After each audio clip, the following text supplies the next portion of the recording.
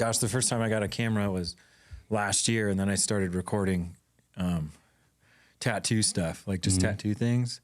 And then I used to notice that I've got into like, I've been talking a lot more on camera and then going off of that. And then you just get it gets a little easier. You kind of have to ignore it.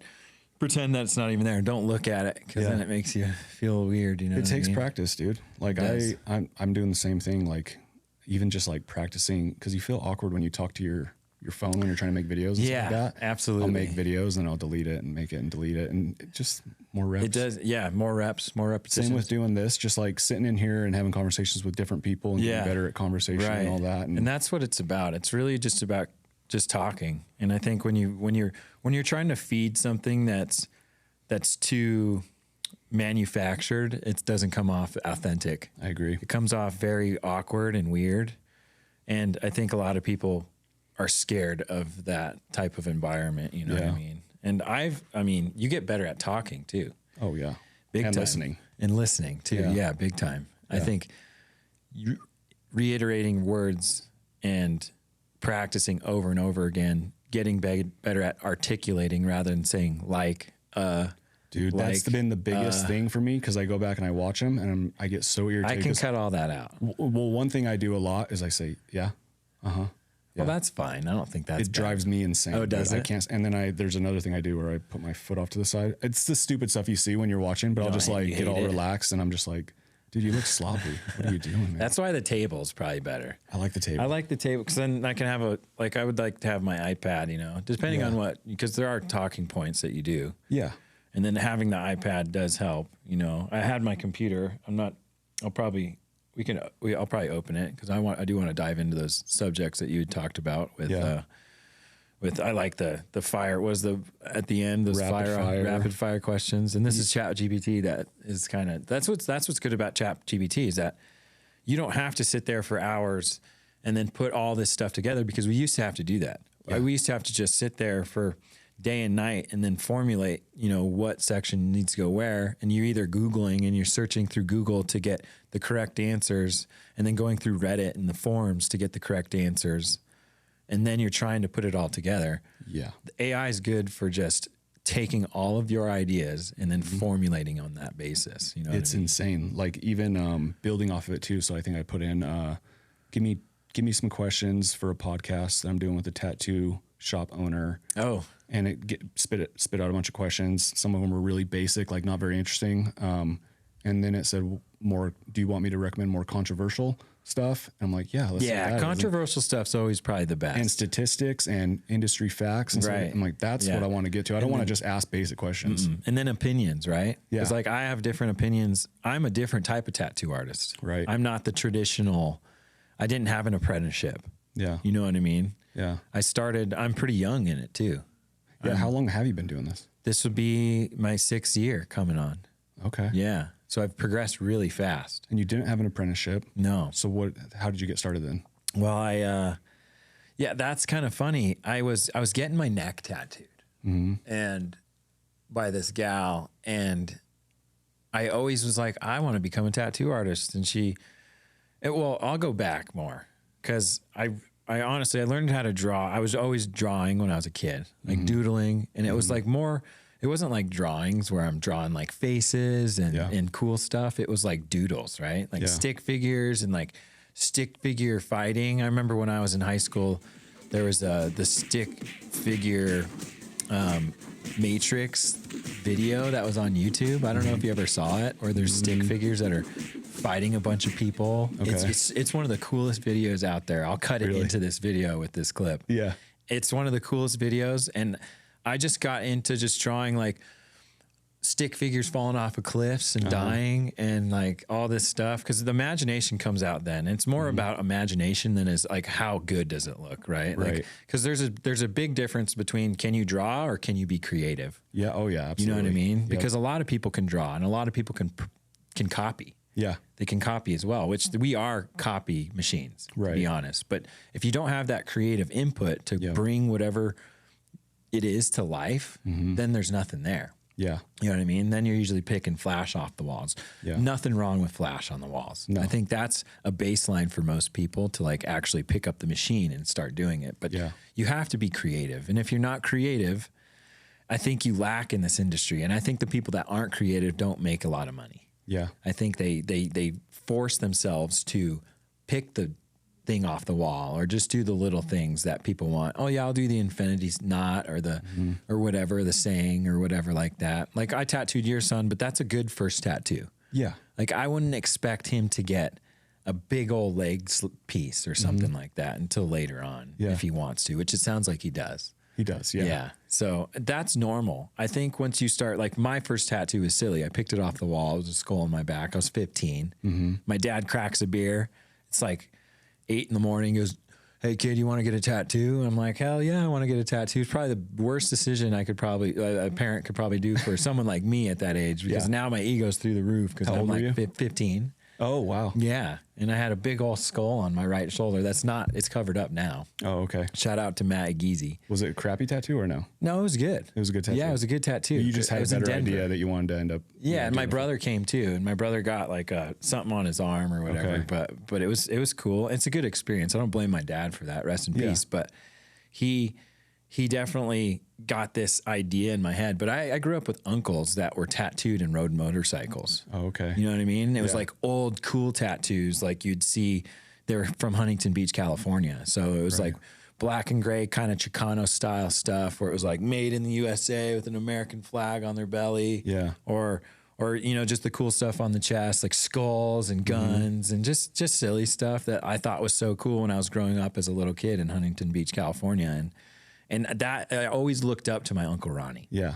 And for some reason, I just wanted to have that type of lifestyle. And I drew in school, like I said, with the back into the stick figure stuff to being creative. And then that just kind of gets your mind going to other places with tattooing, like, or with just drawing, right? Right. So after stick figures, you start like wanting to draw like more vivid designs. Let's put like pants on them, and then let's put jackets, and then actually give it a face and a hat. And then it starts being an actual character. Yeah. And then you start doing stuff with those characters, right? And then the shadows come in with the ripples on the clothes or jackets, or playing cards with dice and guns, and like all that stuff kind of comes in. And when you're in prison, you're really influenced by a lot of people in there. And there's a lot of really good artists because people have so much time on their hands. Yeah. And you can accomplish so much in little time if you put the time in. Right. Like you could sit there and wallow all day and whatnot, but most people don't. You know, you're playing cards, you're drawing. And if you do have a creative, you're gonna excel. I shouldn't say excel in prison. You're gonna make friends in prison if you're creative. Yeah.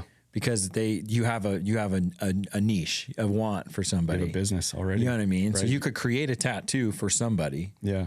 Right? Maybe not be the tattooer. There's another guy in there that's already tattooing. Right. But as a drawer, I could give a design to somebody, or they'll buy it from you for a candy bar. Yeah. Because they want to put it on their wall. So did you do that? Because you went, right? Yeah, Prison for totally. Yeah. So when I first went into prison, well, I was probably 9 months in county jails, like kind of floating through. And I went to prison for I think I told your son too the other night, my friend wore wire on me 3 separate occasions when I was selling meth and cocaine in an airport. So, and luckily I didn't get charged federally, but I got ultimately, and I was already on probation for burglary because my friend and I stole alcohol from a football stadium. And how old were you? In Montana, 16 when I did that. Oh, okay. And I was on probation for a while. And then I got charged as an adult. I got charged as an adult for the burglary because they took me off of juvenile probation. Okay. So they put me on like adult supervision. That just means if you screw up, you go to jail, right? Right. Which I screwed up because I was selling drugs in an airport. Yeah. So then I spent around 9 months in county just filtering around because the prison system is so populated that they kind of have to push people everywhere. And then you go to the actual prison, which is Montana State Prison, Deer Lodge, right by Missoula. Okay. And it's like Fish Row, right? It's when new people come in, and then it's 23-hour lockdown a day. You get 1 hour out, and that's to grab a book and it's like a it's like a cold shower. If you want to, it's not going to heat up. Some of them, there's like certain ones that are hotter. Yeah. And they're always kind of taken up. But I was a smaller guy is coming in there. So you just take the cold one because you don't want to get in a fight with anybody. And people are nice, but you do have to kind of stick up for yourself right away, because no matter how small you are, big you are, if you stick up for yourself just right away, people will be like, oh, okay, he's cool. They respect you a little It's bit almost like a dominance thing. Can I pick on this guy? Right. It's not like you're going to get raped. It's not like you're going to get fucked up or anything. But it's they'll almost mess like with you if they'll mess with you. Yeah. They'll play pranks on you all the time, you know. Yeah. And I wasn't in like Chino, California prisons or anything where there's a bunch of gangs around. I was in Montana, North Montana, so it's a lot of natives. And they think they call themselves norteños, which is funny because it's a Spanish gang and they're natives. Okay. Yeah. And actually a native cat taught me how to break dance in there. Oh, really? Yeah. I could do the windmill from it. Oh, so funny. Yeah. So we had quite a bit of good time, but the 28 3-hour lockdown, I spent 58 days in there. Dang. Okay. So I drew a lot in there. That's all I did. Is that kind of what started the drawing? The actual, because then I was in prison too. So it was like, okay, let's get tattoos. Got nothing to do. Yeah, so you got some tattoos in prison? I did. I got this tattoo in prison. I got this tattoo in prison. Those are pretty good too. Yeah. Well, it's been redone. Oh, okay. Yeah. And then I got covered up in here. But the funny thing is that I got my grandfather's name with a cross with a ribbon under this. Oh, okay. And I spelt his name wrong. Oh. His name, we called him Bill, Billy. And I always thought his name was William because of that. Because my dad's name was Bill. Oh. But his name was William. So no William. No, it was Billy. It was just Billy Q. Wallace, Quentin Wallace. And I put William. So I spelt it wrong. Yeah. So I definitely had to change that. Yeah. But yeah, I got those in there before I got out. And they were done really bad. That's why I got them touched up. You know what I mean? Yeah. But yeah, that's where I really started drawing and creating more characters. Like more, like a cowboy skeleton with a trench coat and like a duster, you know what I mean? Yeah. With the hat and like the skull and an alcohol bottle and a gun, cards are falling out of his pocket. Yeah. His cowboy boot and one leg's ripped and you can see his skeleton leg and stuff like that. And like just lots of skulls. Yeah. Lots of skulls. I love skulls. Lots of flowers. Yeah.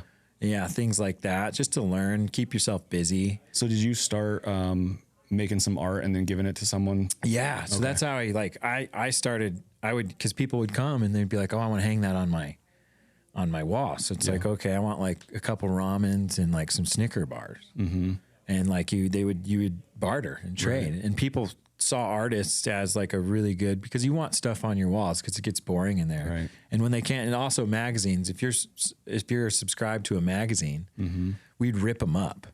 Because you would share sections of the magazine. Yeah. And I was into video games before I went into prison. I played a lot of World of Warcraft. Okay. And I was a part of Game Informer. And Game Informer was great. And every time I'd get one every month. And shout out to my mom for sending me Game Informer. Yeah. I would rip them in like sections of 5s or whatever. And then you'd hand them out. And I would have commissary. I would get ramen. I'd get tortillas. I'd get refried dry beans. I'd get all cheese squeeze. I'd get that was your candy bars. Yeah, and we'd work out twice a day. Oh, that's awesome. Yeah, so it was that was it. I never got into the tattooing. If I'd stayed in there longer, I would have. Okay. Totally. But then the tattooing gets a little weird. You have to get in, and no one shares a needle because it's dangerous, right? So at least people probably think when you're in prison, you're just going to get hepatitis because everyone's sharing the needle. Yeah. And that's probably the case in some scenarios because they don't give a shit if they're doing so much time, right? But for my instance, my guy was like, okay, you have to file for a beading permit. Okay. So it's a crafting permit. And when you get the crafting permit, you can get beading needles so you can start making, whatever with beads, Yeah. And then and then I'd give that.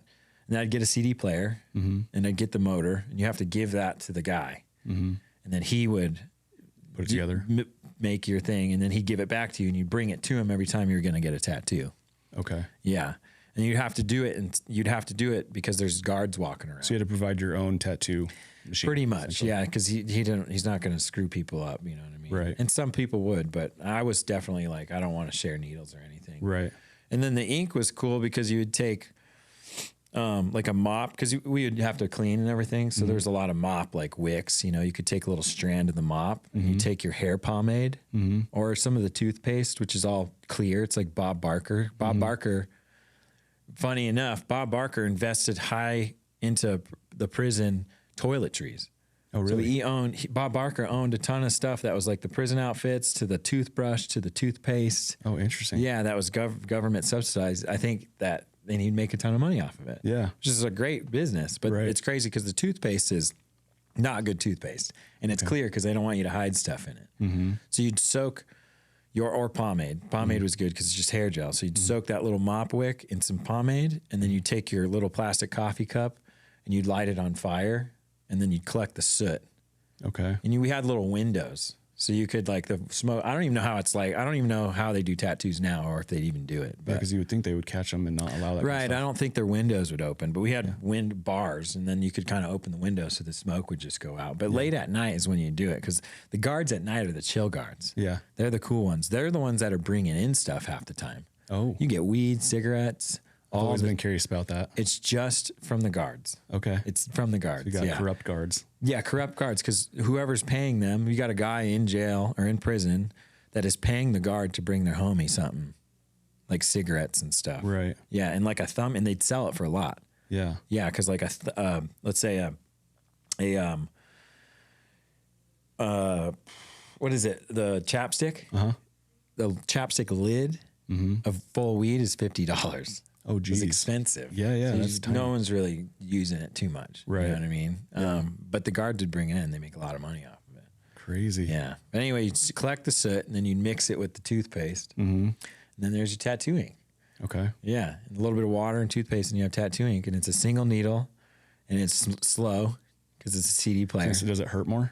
It hurts like a mug. Really? Yeah. Oh, yeah. It sucks. Yeah. It's bad. Yeah. And it's just, you get wrecked. And you can't get really good quality either, huh? No. Well, some are good. Some people, well, it's like, the quality comes from the machine. Like, yeah. Because a lot of it, right? Yeah. I mean, it's not like a pencil and piece of paper. Yeah. So the quality came from the artist-ish, but the machine was just awful. Because you'd still draw like a sample, right, and put it on, or do you just freehand it? It's freehanded. So you take so you can't just, but you have a reference, right? So if I gave somebody a skull or whatever that I drew, then you're just looking at it and going back and forth. Exactly. You're just there looking at it and then going back and forth on it. So it's super simple, you know, in a sense, but it's never going to come out the way you really want it. Yeah. But hey, you got a tattoo. Who cares? My brother's covered in tattoos from prison. Really? He's in prison right now, but oh shit. Yeah. He's got a bunch of stuff up here, and it's not great, but it's not horrible. It looks cool. Kind of cool. Like it's got like a grungy There's feel a style to it. Yeah. Man. Yeah. There's like a prison style to it, which I think is rad. I think it's cool too. It's fun.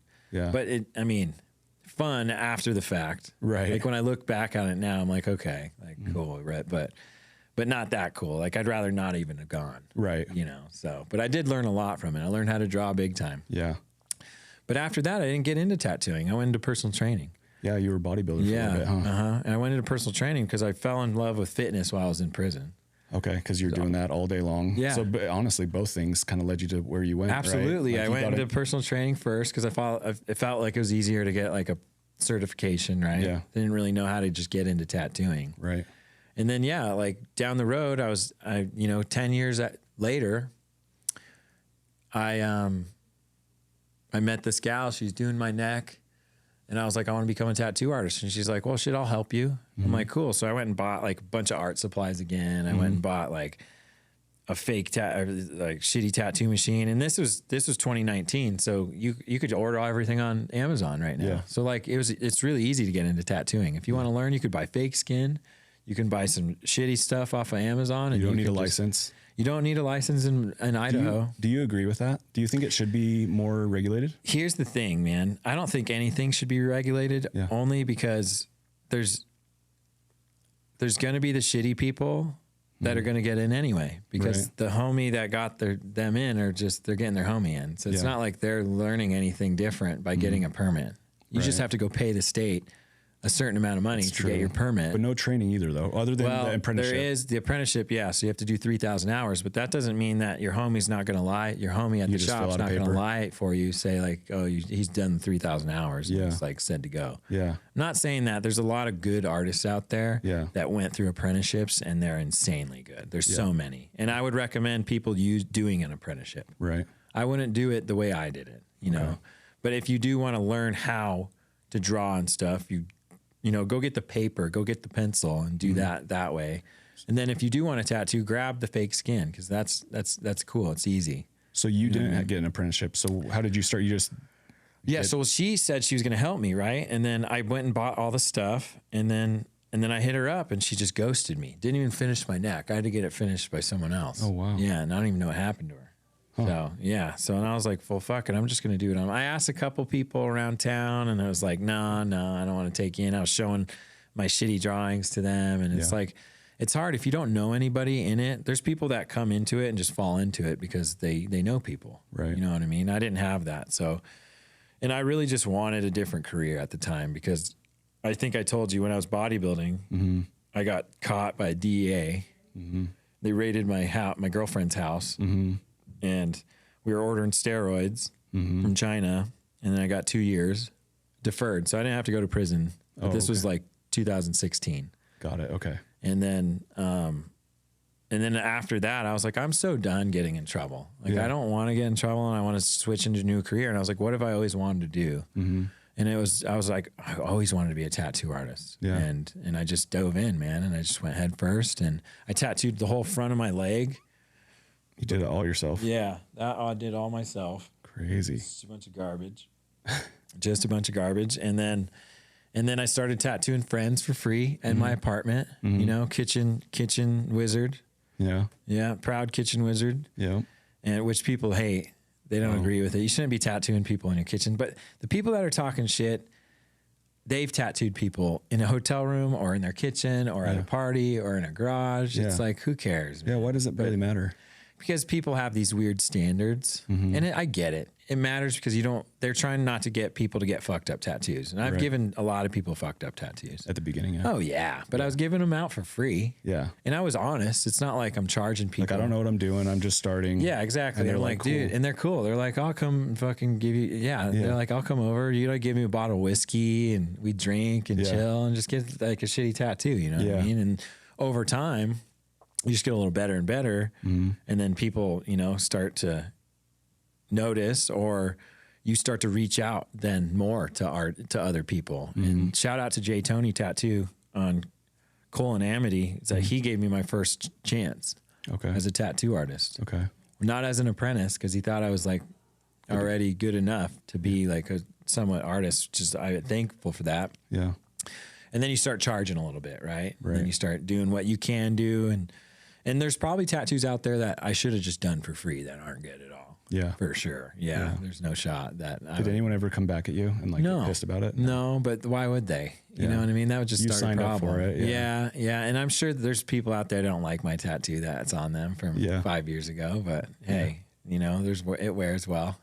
Yeah, I mean, take accountability. You did it. You're the one that asked for it. So it's the experience half the time. A lot of it is, yeah. Yeah, especially if you have a lot of tattoos, it's more about the experience. Yeah. And a lot of the time, it's not even about the art. It's not even about the art. It's about how you get along with your artist. That's true. You know, if you're in the shop and you're hanging out and you like hanging out in the shop, it doesn't matter how good they are. Yeah. It doesn't matter how fast they are. It doesn't matter how expensive they are. It's just like, it matters being there, because that's really the soul of it. The environment matters a lot too. That's one thing I really like about your shop is you have a really cool setup with the bar. It's all black. Thanks. It's got music. You got the TV on the wall. TV. I like the TV. I think just music is like, it's cool for an artist, I think, but like for a client, when you're getting drilled on and there's something to look at, you know, and it's maybe a comedy or just whatever. I think something to distract you. Yeah, it helps. And I'm a fan. So, and I kind of did it different, because I'm not a fan of like the DMV. Come draw a number and then sit on a fucking church pew. Right. It's uncomfortable. I don't know why. You come in, you're spending a lot of money,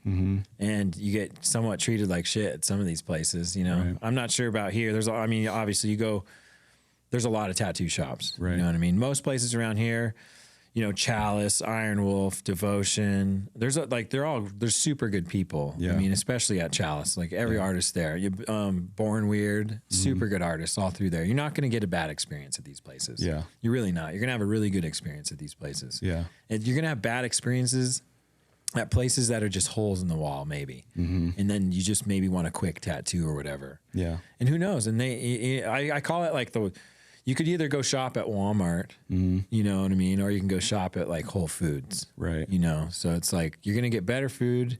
It's a better environment, or you're going to get the Walmart where you can get like a haircut at Great Clips. Yeah. And then grab some fucking Great Value rice or something, which is like, okay, you get by, you might like it, but it's not that good. Yeah. You know what I'm saying? I think one thing that's really important, kind of circling back to what you were talking about before, is creativity too. Like when you're searching for an artist, because I know that I've had some struggles. I mean, you need someone to kind of direct you a little bit and give you some ideas and expand on whatever it is you're trying to do and piece it all together. Otherwise you're just like, oh, I want this tattoo. And then you just get it. Yeah. And if your tattoo artist just says, oh, sure, yeah, I'll just do that. Right. And then you're like, well, what do I do next? What would look good here? Right. So I think that's another skill you're kind of looking for in a tattoo artist. Yeah, absolutely. And I think you should. I think you should really look at like, oh, can they create what I want? Or half the time people give me an idea and I'm just like, you just show up that day and I'll have it ready. Yeah. People don't know what they're getting half the time with me. It's just like your side, like with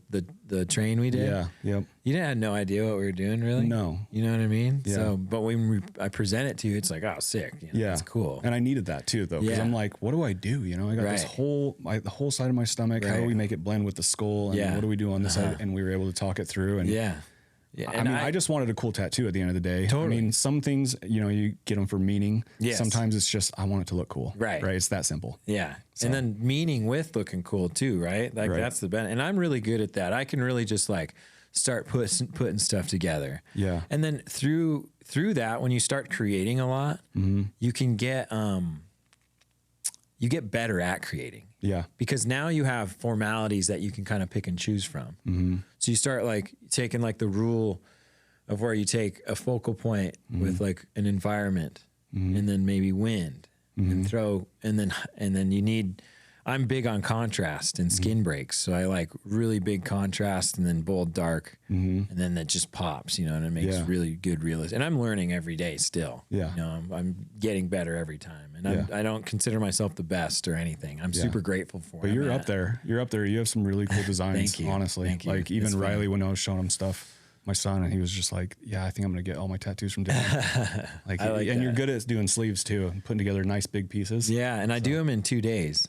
Yeah, I'll do a whole half sleeve in 2 days. Wow. And then like, if you come in, some people will come in, usually it's like month after month, but they'll come in 2 days, 1 month, get a whole outer sleeve. And then the next month they'll get the inner sleeve. So they're done in a month. Yeah. So tomorrow I got a guy back to back 2 days and we're doing a whole inner piece. And then next month we're doing the whole outer piece. So they'll have a whole sleeve in 4 sessions. Crazy. Yeah. That's and the way I put them together is I make it big, I make it bold, I make it to where I don't have to do too much. Because if I'm doing too much, then it's going to take too much time. And I don't want to spend too much time on it. I want you to be able to see it from across the street. Right. You know what I mean? If there's too much detail in there and you're putting all these little things, they don't really matter. Yeah. Because no one's really going to be up looking that close at your tattoo. So I'm really big on, if you can see it from a distance, that's good. And that eliminates a lot of work for me. Right. Which is good for all parties, right? Because then we're not tattooing past 5 hours. So the pain threshold is nice, right? And then for me, longevity with my brain, like I don't want to sit and tattoo past 5 hours because I just get bored. Yeah. And then I'm half-assing. Right. Because I want to be done. I'd rather just have you come back tomorrow. Yeah. So when people book 8 months out with me, they're prepared. Yeah. They're like, okay, I'm, come in hydrated. I'm getting slayed out 2 days in a row, but it's not like 2 9-hour sessions. Right. It's just 2 4-hour sessions. 2 4-hour, 5-hour sessions. So you're chilling. You're back home, dinner with the family, still feeling good. And then you come in the next day, same thing. You know what I mean? And I feel like that flows really well with and that's really what I try to push. I like the 3 days back to back. And that just depends. Like if you're doing a leg piece, I can do a whole outer leg, depending on what it is, in 15 hours. Oh, okay. Yeah. Wow. Yeah. It's good. Yeah. And you usually stick to a pretty limited schedule, right? You're like 12 to 4 or something like that. Or do you try to start at crank 12. I usually get in there because I'm designing in the morning. Yeah. You know what I mean? I'll get in there. So tomorrow morning, I haven't designed the client's sleeve yet, but I'm going to design it. I'll probably work on it a little bit tonight, but I'll probably mainly just work on it in the morning. Cause I go in, I make some coffee and I sit down and I turn the TV on and I hustle. And that's the coolest part about our job is that then you already know what I'm going to do. Yeah. In my head, usually when I get to the shop. Yeah. Like, especially when I talk to the client, I don't accept things that I'm not going to want to do in a sense. Yeah. So when they tell me this is what I want, like tomorrow, this gentleman his daughter was like in the ICU for a while, and he wants to get something that represents that hard time that his daughter went through. So that's what we're doing is like hands that are holding with the rose and a cross. So he told you an idea and you formulated. I'm going to create it. Yeah. Okay. So, and people like that. And then on the outside, he wants a family of lions with one open area for another cub because I think his wife is going to get pregnant or is pregnant. So we're going to add another cub in there. Oh, okay. You know what I mean? So family of 4. Yeah. So that's kind of the outside, but that'll be next month. Okay. And that I'm like, yeah, that's easy, right? Because it's like, okay, 4 lions, and that we do lions all the time as tattoo artists. Right. You know, maybe not the traditional tattoo artists, but realism tattoo artists, you're getting a lot of lions. Yeah. A lot of lions. They're very popular. Yeah. They're cool looking though. Yeah. You know, the teeth, the mouth, all of it with the cross. Yeah. Like they're timeless. Yeah. People talk shit on the black and gray tattoos. It's like, oh, a lion, clock, and a rose. Mm-hmm. You can't talk shit because A, it looks cool. Yeah. And it's no different than you doing the same goddamn rose off the wall you've done every single fucking day for the rest of your life. Yeah. And then you talking shit on everybody else just because they're doing it realistic. Yeah. You know, a rose is a rose is a rose. It's not any fucking different. Yeah. You know what I mean? So you don't have to recreate the wheel either. No. But doing them a little bit different. But that's what's nice about AI is that with animals especially, because the AI doesn't create the whole sleeve for me. Mm-hmm. But if I want a 3/4 turned lion with the sun hitting a certain part of his face with his mouth open or closed, I can tell AI to give me that. Yeah. With animals especially. Mm-hmm. You can't really do it with certain things. Yeah. But AI anymore is really getting good at designing a tattoo. Mm-hmm. You know what I mean? So we're going to fall into that rhythm where people are like going to be doing that. Like I told you, some guy wanted, you know, the ship on the ocean with the beach scene. Mm-hmm. That's so easy for AI to create. Yeah. And then it's different than just going on Pinterest, picking the same image that 17 million other artists used for their client. Mm-hmm. That is the same ocean theme with the tower. It makes it unique. It does. It makes it a little bit more unique. So it's a little bit more, unique. It stands out. Well, it helps with your creativity a lot, I'm sure, because you're trying to, how long have you been using AI? The last 2 years? Not even. I think like 8 months. So it's obviously changed for you a lot, right? Like opening up that creative mindset, because like before you had to figure this out on your own. Or you have to go on to National Geographic and you have to find, or you have to put on a movie and you have to pause it and you have to take a picture of it. Yeah. Or you some people actually have professional cameras and they'll set up an actual skull because there's like you go into a tattoo shop, they're going to have, like Born Weird's a good example. You can go into Born Weird and have a camera and probably take a picture of stuff that they have in there and make those into tattoos. You know what I mean? It just depends on where the light is. Because if you think about what a tattoo is, it's where do you put the black? And what is black? It's just a shadow. Right. That's all it is. Yeah. For realism anyway. Yeah. So you're just putting black where the shadows are. So you just need to have a good, for like a skull, for instance, if you take a picture, you put a light over here, here, it changes the whole aspect of the design. Yeah. The light does. Yeah. And instead of going on Pinterest and picking the same skull that everybody's done. That's how I came up with most of my tattoos. Yeah, which is fine. It still looks good. Yeah. You can't deny that. We can sit there and batter it all day, but you go on Instagram or Pinterest and you see like, maybe people have the same exact tattoo or whatever or close to it. Right. But if they want it, they want it. You know what I mean? So is there an AI tool that you use where you can like literally put a tattoo on someone's body, like take a picture of your arm and see what it looks like?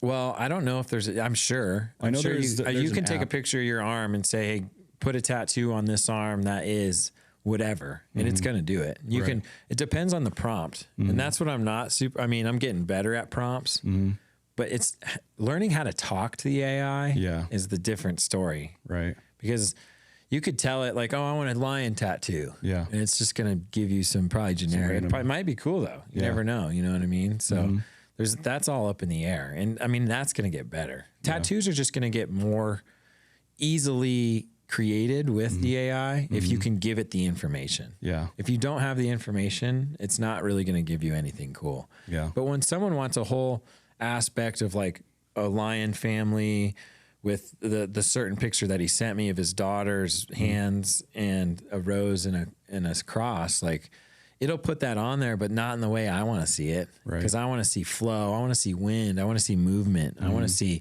negative spaces. When it's just like block stuff, I'm not a big fan of that. Right. But that's what my back is, because I have a whole traditional back piece. Yeah. And it's just pieced. Yeah, it's like pieced together, which looks cool. So there's obviously different styles, and I'm just biased on realism. What is your favorite style to tattoo? Black and gray. Black and gray. Yeah, realism for sure. Realism. Oh yeah. So animals and stuff like that. Yeah, sure. Portraits. I'm big into portraits right now because I just want to get better at them. So, okay. And I love doing portraits. And you're great at skulls. I know that. Skulls are fun. Those are timeless too. Skull, you can't go wrong with the tattoo on it. That's a skull. Yeah. Like if you're gonna get a tattoo, I'm always recommending skulls, and it's not even. You could do filler skulls. Like skulls are just cool. They are. I probably have 50 skulls on me. Oh, do you? Oh yeah. That's funny because I was debating because my mind always goes to skulls. Yeah. I already got a big skull on the front of my torso. Yeah. I have see this one right here. Yeah. I'm like, can I get another one? Because that's what I always want. You can. They just look cool. You can. Yeah. You can totally get another one. Yeah. I don't think it's wrong. Yeah. You know, there's always going to be people out there talking shit. Right. Always. You're never going to get away from the people that are just hammering shit at everybody because they're just pissed at the world. Yeah. You know what I mean? That's true. Just get the skull. Yeah. Get the fucking clock. Get the rose. Yeah. Who cares? Yeah. It's cool. Yeah. I got it right here. Yeah. I got a clock and a rose right here. Yeah. Yeah. I got the fucking You got that's a traditional nautical star or nautical whatever. star. Stupid ass fucking bullshit. They're still cool though. I still love traditional tattoos. Yeah, Simple. absolutely. So. And my back is rad. You know, there's a traditional wolf on there, and I got probably like 12 skulls on the top of my ass cheeks that are like that the wolf is standing on. It's like standing on a pile of skulls. And yeah. I got tons of skulls. Tons of skulls over here. 1, 2, 3, 4, 5, 6.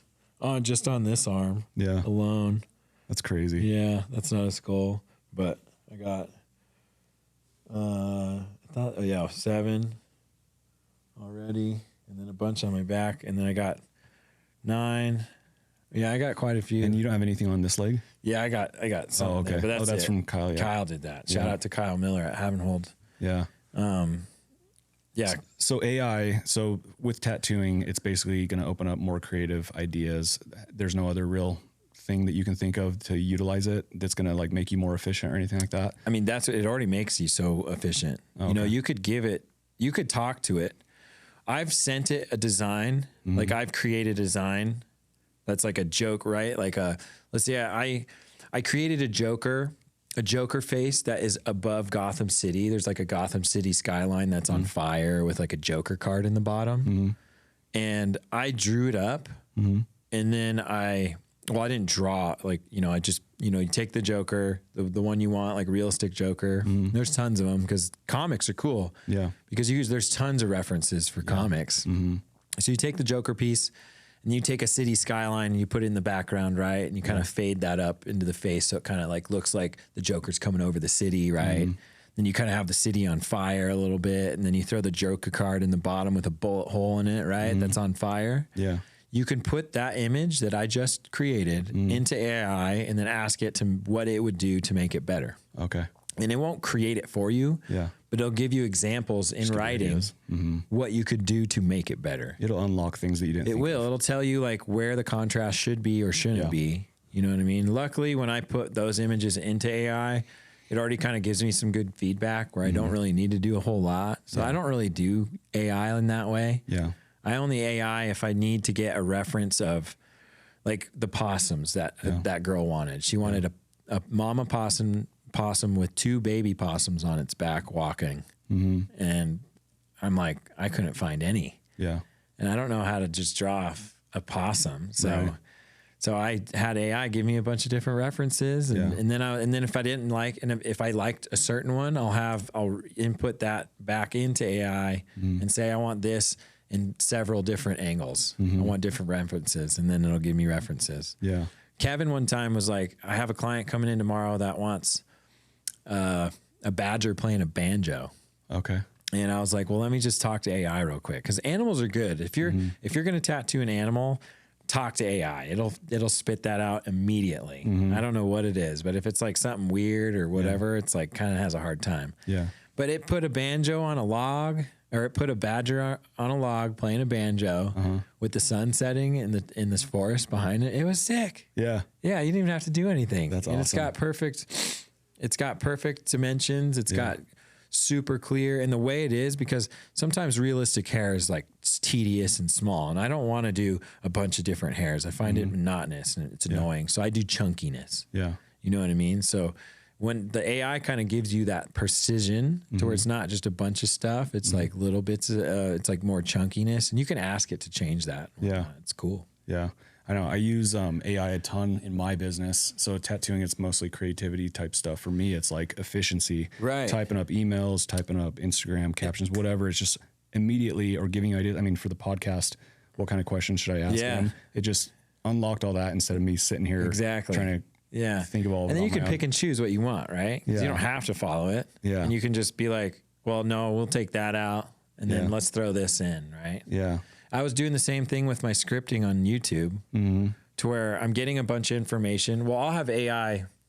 It's the same thing. Like if you're doing house stuff or if someone's interested in a certain house, even if you don't know where it is, you could ask AI like, hey, is there a house in Boise that has 2 bedrooms, you know, this, that, and this? Yeah. And are there any for sale? It'll probably pull up It might. a bunch that are for sale. Isn't it a year or two behind or something like that? Isn't it going backward? Oh, maybe. See, I think it does. I don't think it's there's real the time. difference there. Yeah, it's always lagging a year or so. So it'll pull up past data, but it can't do. I think that's the case. Yeah. Well, I mean, it makes sense in your case if you're sending emails. Well, it just formulates the email. Like, Yeah. I don't have to sit like listing Type the whole descriptions, something thing, like that. right? Like that. I used to sit and manually write up my listing descriptions, and I want to get it perfect. Yeah. ChatGPT will just do it, and then you just go and edit it. Yeah. So, yeah. Do you think it's a net negative or a net positive for society? I think it's the mindset. I think it's a net positive for sure for me. Yeah. Because it allows me to work. I can do a lot of tattoos faster in the sense of, or I'm sorry, not tattoos. I still have to work at the tattoo, but I could do a lot more scripts on like a YouTube platform. Right. Because I'll give it the ideas. Like I want to talk about who owns the tattoo industry. I want you to dive into Reddit forums, every little forum. I want you to deep dive as far as you can. And you can go to put it on Deep Think and it'll put a whole format together of every website it went through and give you the exact facts up to date of like who owns what, why they own what, who they used to own, and what's going on in the industry from the FDA to the artist at the local shop, like what's happening. And it'll give you all that information. And then you take all that information and you create another chat in AI, and then you say, okay, take all this information and then give me a 2,300 word script that describes this in a formatted way so I can talk about it to people to where they can understand it. Right. And then you could tell it what style too. It's like, I don't want it to be robotic. I want it to be, you know, a little bit more laid back so I don't sound so, you know, robotic, I guess. And and it'll format it that way for you. And it's great. And then if you're good at improvising, then you don't have to follow right away. You can just kind of go off of it. But that's like, and it does that day. What would take me hours or a week, it did in 15 minutes. Yeah. It's going to replace jobs because it already is. Yeah. It's going to replace a ton of jobs. So people that are in a position where they're forward thinking and utilizing AI are going to, and it kind of depends on what career you're in too, right? But if you utilize anybody that's sitting behind a desk that is just a mediator or that is sending something to somebody else, not doing actual work, which there's a lot of them, they're gone. Right. They're done. Yeah. Like if you're just sending an email, you're gone. If you're working at the front desk doing, there has to physically be something that you need to do. Yes. In order to not be taken over by AI. But those people that can find a way to creatively use it to advance their business or efficiency for that matter. Well, you could hire one person that can do 20 people's jobs. Right. I mean, I have a full-time assistant, and you know, he came on and he was prospecting for me, having conversations with people. Well, now I'm trying to implement AI to have those conversations a lot of time, at least like the first couple. Yeah. So it's replacing that task. It's not replacing him. It just means that he can move on to something different that's more productive. So it's just making me way more productive. When I first started in real estate, it was manually call 50 people a day, have conversations, cold calls all day long. Yeah. That's still a thing, obviously, because you have to actually do that. Mm-hmm. But for me, it's all about how many conversations can you have in a day? How many connections can you make? Networking. Yeah. I can have 1,000 conversations a day with AI. Yeah. If I figure it out. I still haven't like cracked the code on it, but it's going to get to a point where you can literally just have these full-on conversations and lead them to the next spot without having to do it. And we're not even at the level of some of these businesses that are using like the crazy AIs where it's actually doing tasks. Right. It's actually sending the emails. It's reading them back and you're not even there and it's doing it for you. We're close. There's like this Claude bot thing. Yeah. It'll let you into all your stuff. It'll go through your emails. It'll put together. I want that. I'm a little hesitant on that for now. I want to give it like a few months before, because I mean, it'd be amazing. You literally have an administrative assistant that does everything. Yeah. You got podcast editing. Right. You just send it to Opus AI. That's what's crazy, right? Is the editing stuff. Like it's going to get to the point to where you can just take this footage and then put it in and it'll edit like the best formatted video for you ever. Way better than a human could do it. Yeah. Or faster at least. Or faster for sure. Faster for sure. Yeah. And that's right now. It's going to get crazy. But the thing with AI is that it's exponentially growing every day. Yeah. It's getting smarter so fast that it's like almost going to get away from us soon. Mm-hmm. And then that's when it turns into something else, right? Yeah. Are you worried about that? Like the threat? Like Terminator style? I mean, that'd be sure. I mean, I'm not worried about it, but I'm down. Yeah. Skynet, baby. Yeah. Let's go. I love that movie. That's the tried and true, dude. They first started it. That's it right there. It's true. But the machines, if you think about it, robots are inefficient. Mm-hmm. It would be other things. Yeah. If they wanted to like kill all humans, they would just create a biochemical that would kill us all. Right. You know, we'd breathe it in, we're fucked. Yeah, that's true. They wouldn't create something that's tangibly like us. That's gonna looks like us to go kill us. That's ridiculous. It's good on a movie. Yeah. But if you asked AI, and you don't want to ask AI this stuff, it's like, how do you kill people? Yeah. And like that's crazy to think about, but I'm sure there's biochemical weapons and things that it could do to just wipe out the planet. However, they need humans to rebuild. Yeah. You know? I think the worry is AI getting a mind of its own and becoming a, what do they call it? Sentient being or something like that. Yeah. Well, that's the big concern. Well, and when you hear Elon on that, he's got high hopes for that kind of stuff because it can be sentient and then it can be a product that we value, you know? Or it could be something that destroys us. There's a lot of people that hate AI because it's ruined their job. But those people need to think outside the box and try to utilize it. That's like you can't just be sending emails at a dentist's office all day. You got to provide more value. You got to provide more value. That's what you got to be more creative with your tasks, and you need to learn something. Yeah. Like if you're not out there learning something for the business you're working for, you're not going to go anywhere. Yeah. You know, and that's why you move up, and you can move up the ladder in a business with AI because you can learn right now. Yeah. Like we used to have to just Google, or let's go back even further. You used to have to go to a library and go to encyclopedias to learn anything. Yeah. And to get information. Right. And then they came out with Google. And then there's Wikipedia, which is like just people putting it in there. So it's like a lot of it's just hearsay or wrong or whatever. And then AI is like, just gets it for you right now. Like I don't Google anything. Yeah. Ever. The only scary thing is like social media and AI when it starts like then you don't know who's who. You don't know if it's true or not. Right. That's where it's annoying because I don't feed my head that. I don't I don't like it or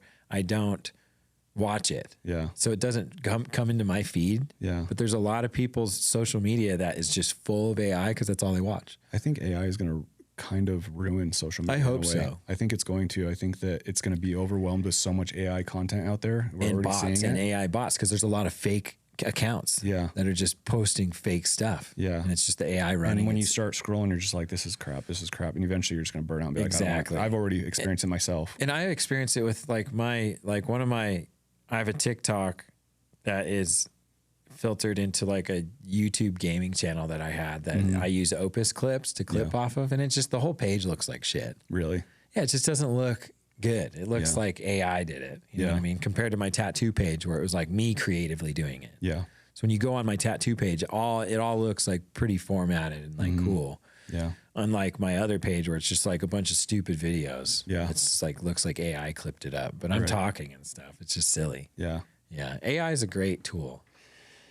So 1 in 3 Americans have tattoos, which means there's about 32% of US adults that at least have one tattoo, which means there's roughly 80 to 85 million Americans that are tattooed.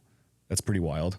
So it's become obviously mainstream, Very mainstream. super popular. Yeah. There's not a stigma on it anymore. You see real estate professionals with tattoos, Cops, doctors. you don't have to cover it up anymore. It's almost people at church. And it's funny because there's a guy that I talk to on Instagram that thinks that the reason why I do well in real estate is because of my tattoos. And I'm like, I doubt it, but maybe it gives you like a different. It does. You look different than other people just wearing a fucking polo that's too small. Right, because the standard real estate agent, I think the average age is like 55. We're dominated by women. There's way more women real estate agents. Oh yeah, way more. They kill it. But it kind of gets rid of the normal, right? And it's unique, right? It's something different. And as long as you know what you're doing, like people will trust you. Because it comes down to being, I think it's a lot with tattoo artists too, like being likable, being able to hang out with someone because I got to show you houses and stuff like that. Relatable. Yeah, relatable. When you're coming in to a guy that's selling you a used car. Yeah. And they're wearing a polo that's 3 times too small. Yeah. It's not, you feel like you're getting ripped off. Yeah. When you're just like coming in normal clothes, chatting them up, telling them facts, and you have tattoos, like you're not worried about proving to them that you're going to be someone else. However, I think there are positions where you need to be that way. Yeah. Like if you're going to sell insurance to companies and these big like I think putting on a suit and doing that and showing up, I think that matters. No, I agree. I agree. But with real estate, probably not so much, right? Well, if you're going to go into politics, you're probably not going to want a bunch of tattoos you wearing can't just Vans. show up in a t-shirt and jeans and Vans. No one's going to vote for you. No, People are, It matters, and I think it matters in certain markets too. Like even in luxury, there's a big time. Like if you're showing up to sell someone's $3 million house, they want you to take it serious and look professional. Right. So I think that does matter.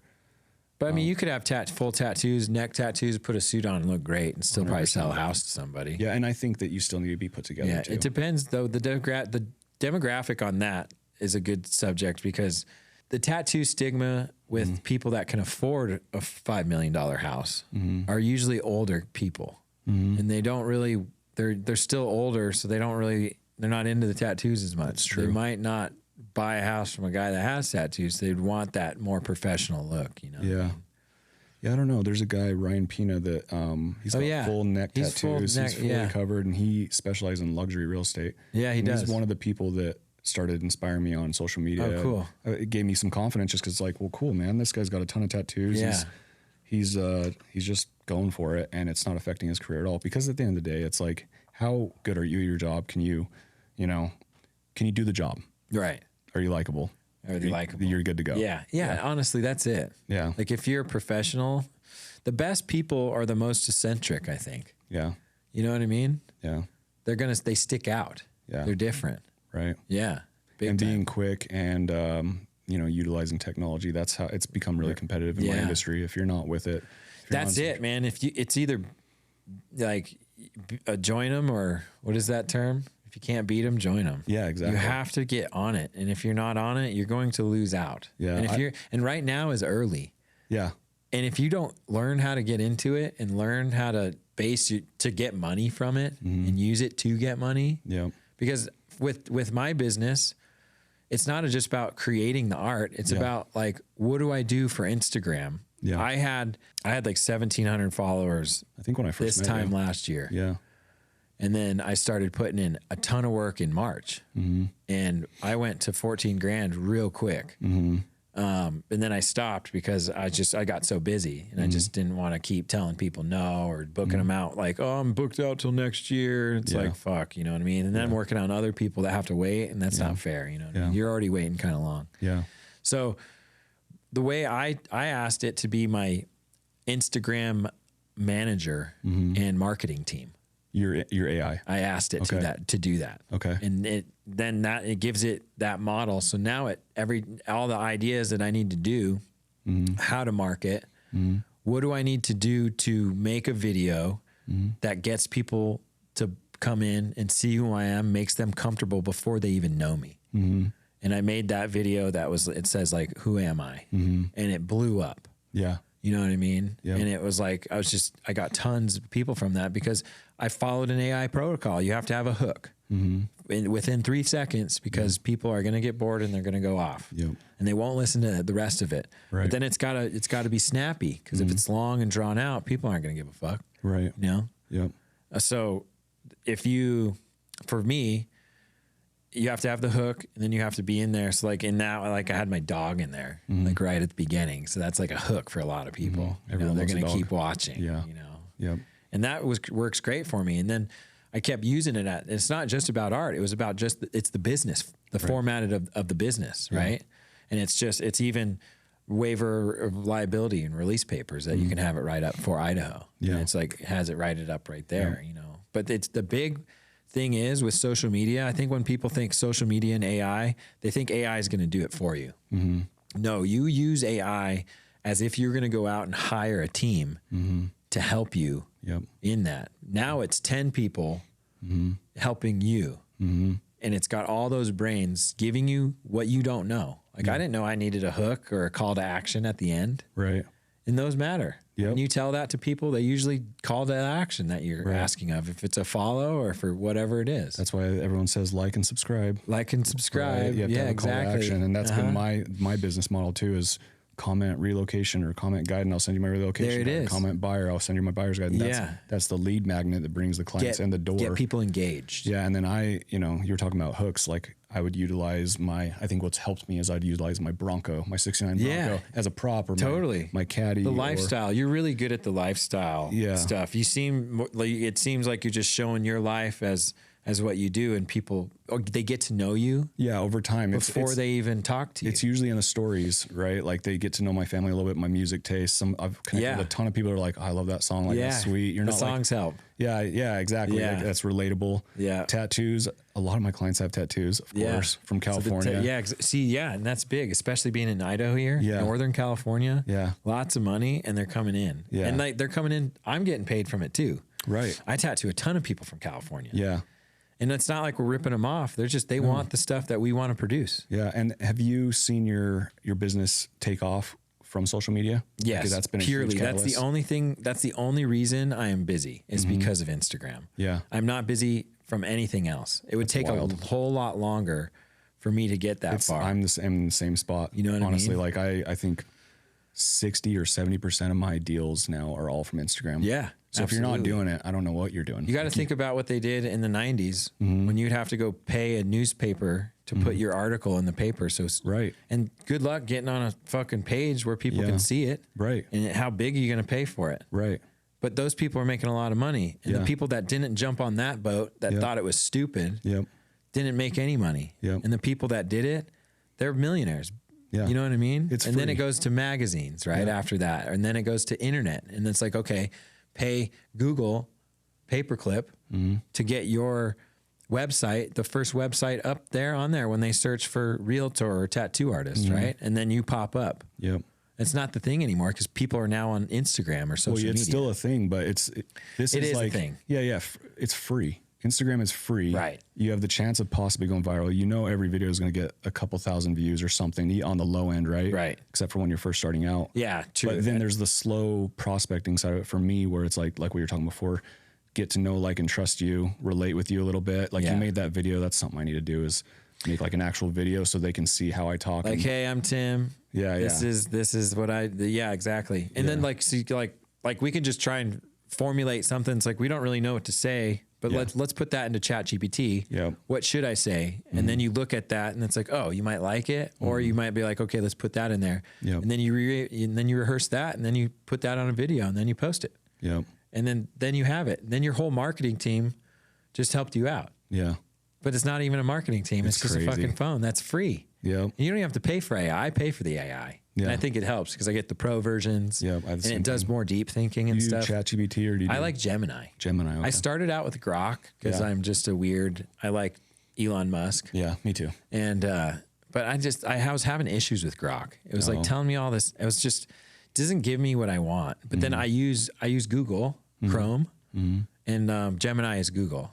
So I could Like last night I needed to pull up tax documents from Idaho's website, and then you have to go to like idme.com or whatever. Yeah. I pull up, I can have Gemini do it for me. Log in, I say, hey, pull up these tax documents for me, and it'll filter through all the website and then pull them up for me. Yeah. And you could see it moving your crazy. website around. Yeah. Isn't that wild? That is wild. That's newer. Yeah. So I can go on to my YouTube channel, go on to my analytics page, click on Gemini. It'll pull up, it'll look at what you're doing, and then you can ask it to like, give me the breakdown of all my analytics, and it will filter through on its own. You don't have to touch it. It'll go through each tab and each page and you have to allow it. And then it gives you all the format. I can just sit back like this, and then you can watch it work. It's insane. There's something I've been exploring is because ChatGPT, Gemini, all these different AI platforms are going to replace Google searches at the end of the day, because it's just pretty better, much. right? But being so like typing in Tim Smith realtor in Idaho or something like that, or find me a good realtor in Idaho, you got to figure out a way to get yourself at the top of that search engine. That's the new boom, because it used to be Google. You'd Google Idaho realtors. Now they're using ChatGPT. Okay. So trying to figure that out interesting. probably applies to tattoo artists. So Interesting. I think you have to get, you have to have a Google profile, because it pulls its information from the internet, obviously from Google, Right. Yahoo, whatever. Totally.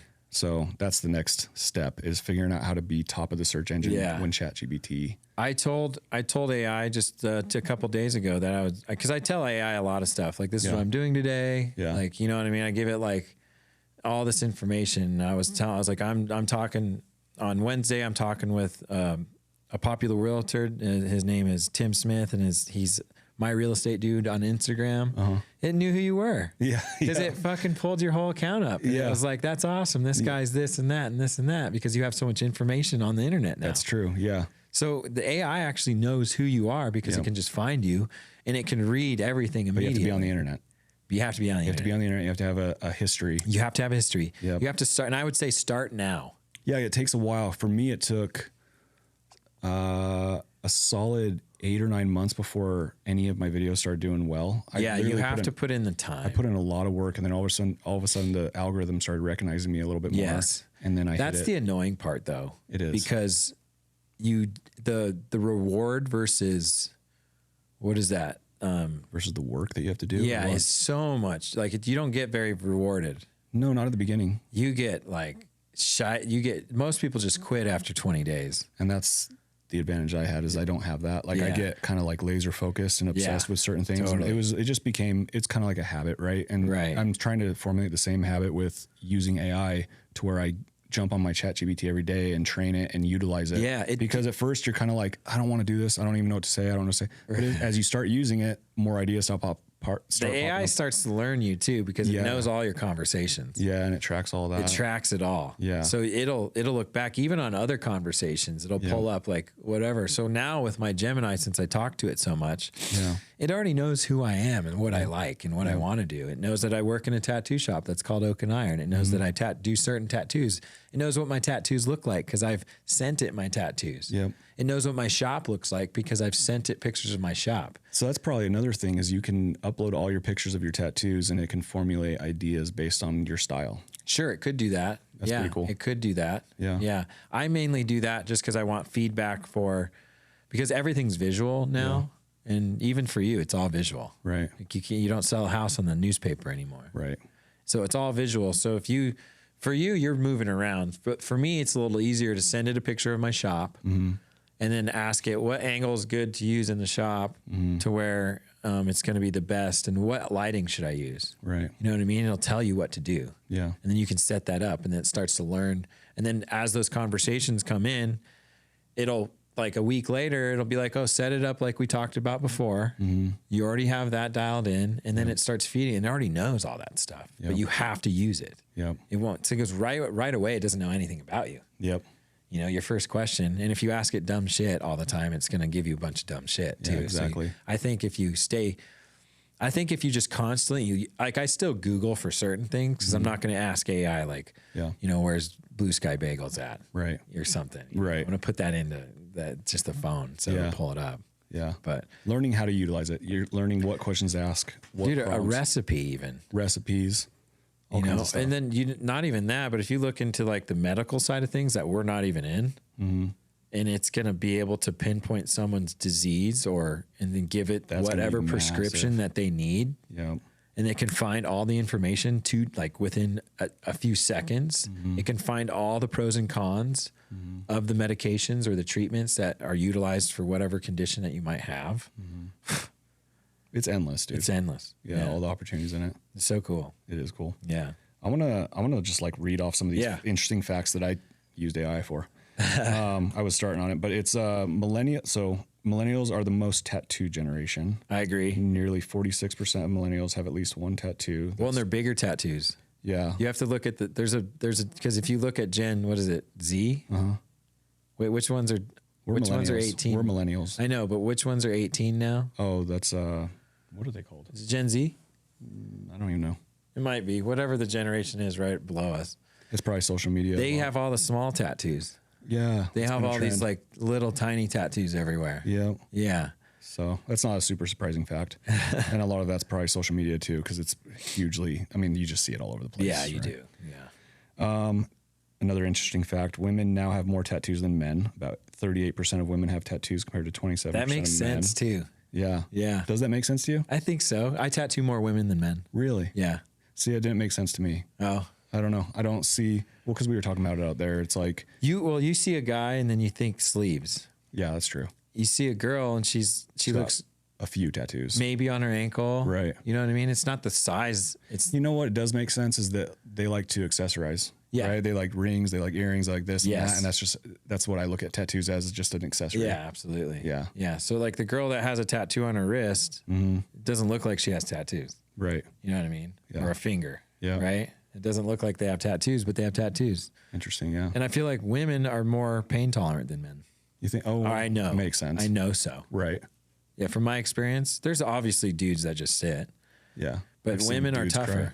Have you had guys like cry in your chair or like. Not cry, but I mean, it hurts Wincing the whole time? sometimes, dude. Yeah. Like when you're getting a bad spot tattooed, they're not crying. No. You're getting these crazy endorphins released too. Yeah. So you got to think about that.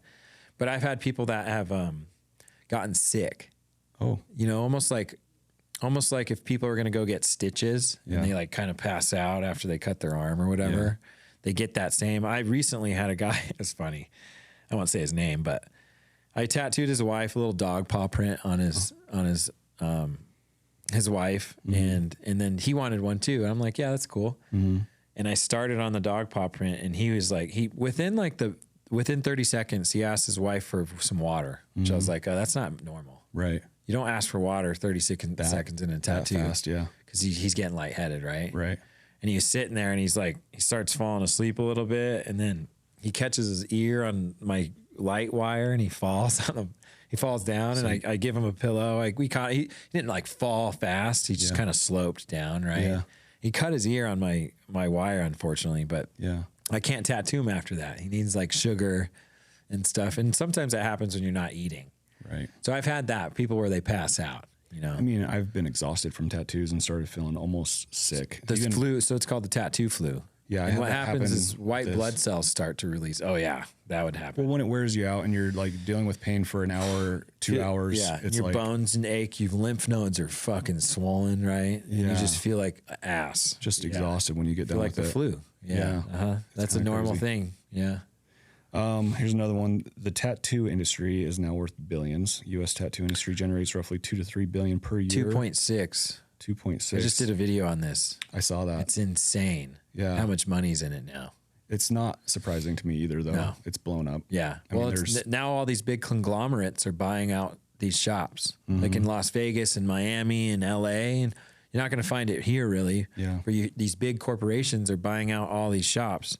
The Body Art Alliance is like this big conglomerate that's buying out Eternal Ink, World Famous Ink, Peak Needles, and they own they own the supplies, right? And then they own the website that the supplies are sold out of.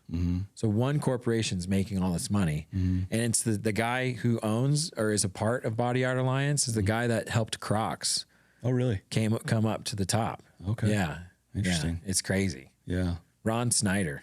Ron Snyder. Yeah, no tattoos. Well, from the looks of it, it looks like he has no tattoos. But these guys are just big money guys. I mean, they're just making money, dude. It makes sense. They're making tons of moves. Yeah.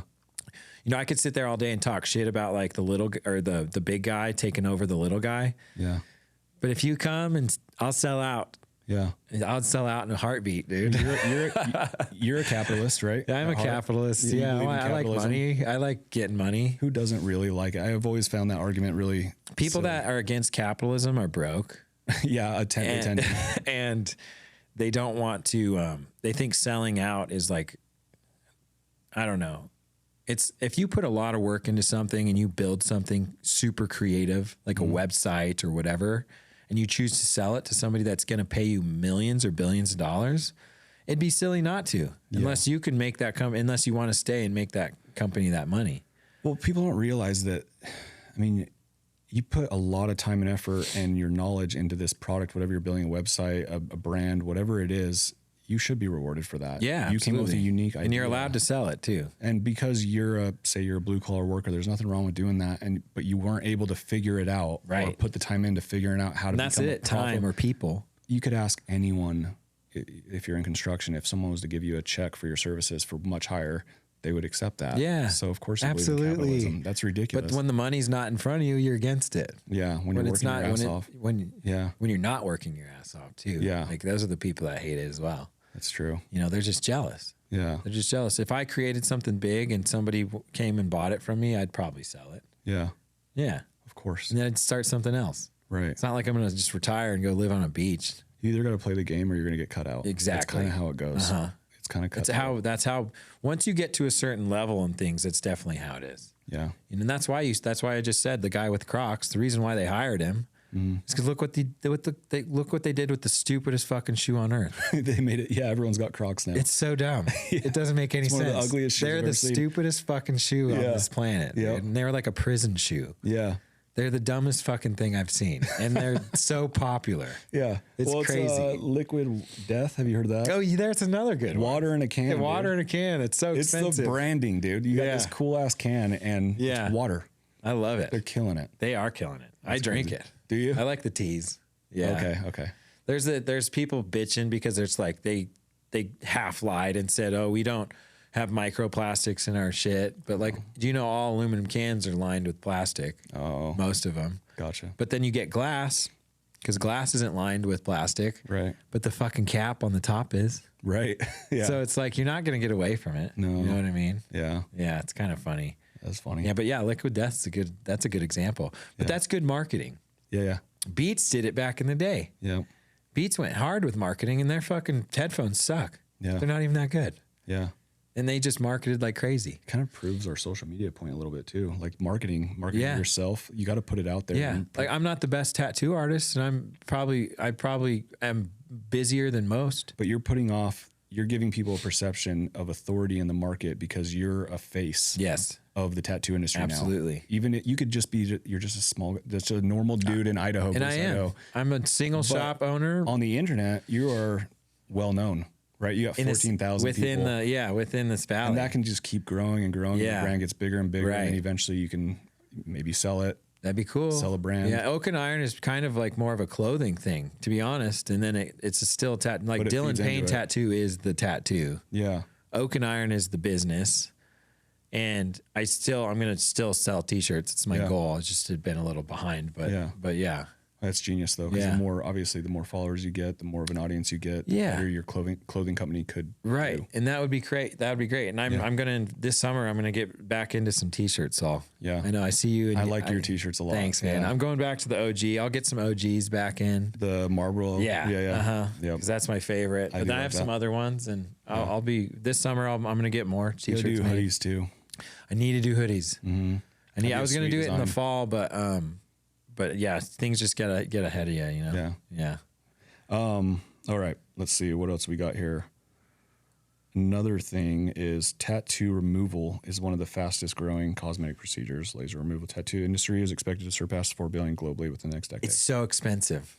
Yeah, to get it done. It's great. Yeah. I think it's good. I just recommended a gal. She wanted her hand covered up. And I'm like, get it lasered and then we can cover it. Yeah. And it doesn't take it off. immediately. You have to do multiple sessions, but after it heals, she's got a good now, plenty of open skin that we can make a contrasted tattoo with. Yeah. Yeah. I think Pete Davidson just got his all of his body art removed. Yeah. Wild. He was covered. Yeah, he was. Yeah. He left like one. Yeah. I guess. Yeah. Yeah. Wild. What do you think of blackout? That's been the new trend, it seems like, these days. Do you like it? No. No. No, I think it's. Is it? I mean, I can't say no because it's a style. Right. It's cool. I'll argue. I don't like I don't like the half-ass blackout. Okay. I don't like a blackout just because you don't know what else to fucking do because you had a bunch of shitty tattoos and you blacked it out. I get Cover that. them up, yeah. I get that. But the women, I like the blackout tattoos on the women that have they almost look formatted. So cool. Yeah. Yeah. And I think the blackout patterns are cool, especially on a woman. Yeah. Yeah. Super cool. MGK got the blackout. That's like a blackout pattern. So that looks cool. He had like actual lines going down his arm. His tattoos are cool now, I think. I think he was covering all of his old. But that's a lot of work too, dude. Like you got to sit there, and regardless, they might do anesthesia or whatever. But I don't think he did. You don't? Yeah, there's some guy that did it though. Yeah, what do you think about that? People getting fucking get it, dude. Get anesthesia. Fuck yeah, do it up. If you can fucking pay for it, I would love to make money off of that. Yeah. Yeah, absolutely. Yeah. Because then you're making more money. Talk about capitalism. Yeah. You can't talk shit on somebody that's going to pay you 15, 20 grand. So you could be put under, but half of that's going to the anesthesiologist. Right. So that's a better thing to get into. I've liked that you're pretty cool about numbing cream. Yeah. Some tattoo artists are like, dude, don't be a pussy. Right. A lot of the time. And it's like, at the same time, it helps the person who's getting the tattoo sit through it because you've been through it. You know it's brutal sometimes. Oh, yeah. I mean, obviously you should I've used it too. You should earn some of it. Oh, yeah, you should. But you also earn it with the numbing cream sometimes. Oh, absolutely. Because it's like we're sitting there jamming on you for 5-6 hours. Yeah. It's gone by hour 2. Yeah, yeah. It's been gone for hours at that point. It almost hurts worse sometimes. Right. So it just depends. People are just always going to talk shit on something. Right. And sure, you could be a pussy for it. I mean, I guess there's those people that didn't do any numbing cream and they've earned it. Kevin Blameyer, shout out to Kevin. Did he do it all? Just fuck yeah, that dude never numbs. I always like kind of recommend it to him. I'm like, Kyle, you want to use numbing cream? I don't think Kyle uses it much or at all. No, I don't think he does either at all. Yeah. Well, I know he's used it on some of his back, but not a lot of it. But that's because his artist recommends it. Some artists recommend it for like lower back pieces and stuff because they don't want you fucking getting up after 2 hours and moving around and like flinching all the time. Like if you're tattooing my rib cage and I'm a skinny boy, dude, I'm gonna be like it hits your bone. I'm fucking fucked up for a while. You know what I mean? So it's like, give me a little break, you know, and I can let the artist work. Right. Because I can't work if you're moving around. Yeah. Like when I'm tattooing, I can tattoo quite a bit when you're just chilling with the numbing cream. Exactly. Then it wears off, and then we got a really good piece of art that's on you forever. And it doesn't affect the ink or anything like that, or does it? There's arguments on this, and I think it's the way we use it. Because there's people that have adverse effects to it. And I think if you do get numbing cream, make sure you put some on your hand first before you realize you have an allergic reaction to whatever it might be. Oh, gotcha. I will say, the fatter you are, the more the skin gets spongy. Like, does that make sense? Like it'll almost it'll like fill up with water. It's sweat. And it's like swells and it's like spongy and it's not easy to tattoo. So it doesn't take as well. I will say exactly. Yeah. So, but if you do it right, and you do it for the 45-minute or the 90-minute or whatever, and you take it off and let your skin breathe a little bit. Like I've used it and Kevin's had no issues with me on my rib cages. You know, and I really needed it for some of those parts, but I needed it, but I wanted it. Yeah. And I don't think my tattoos turned out fine. Yeah. But I think the fatter you are, the more water gets pooled into the skin, and it's not easy to tattoo on that. Gotcha. It's just like, you know, like tattooing on a wet sponge. Yeah. It's not good. Yeah. And then the work sucks. Yeah. Because I think when it's spongy, the needle goes in too far.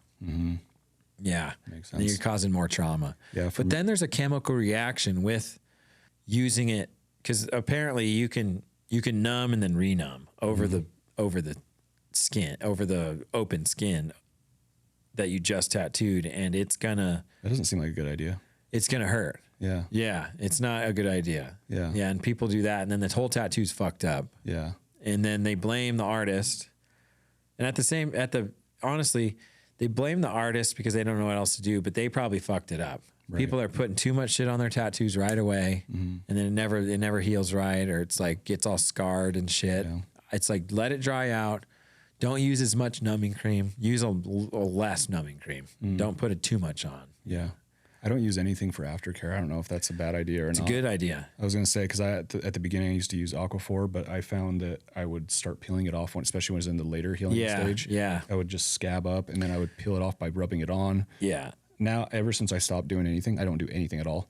I'll use a little after 4 days. After 3 or 4 days when it's in that super dry phase, I'll take a little bit of Reborn Tattoo Aftercare. Shout out to Tony.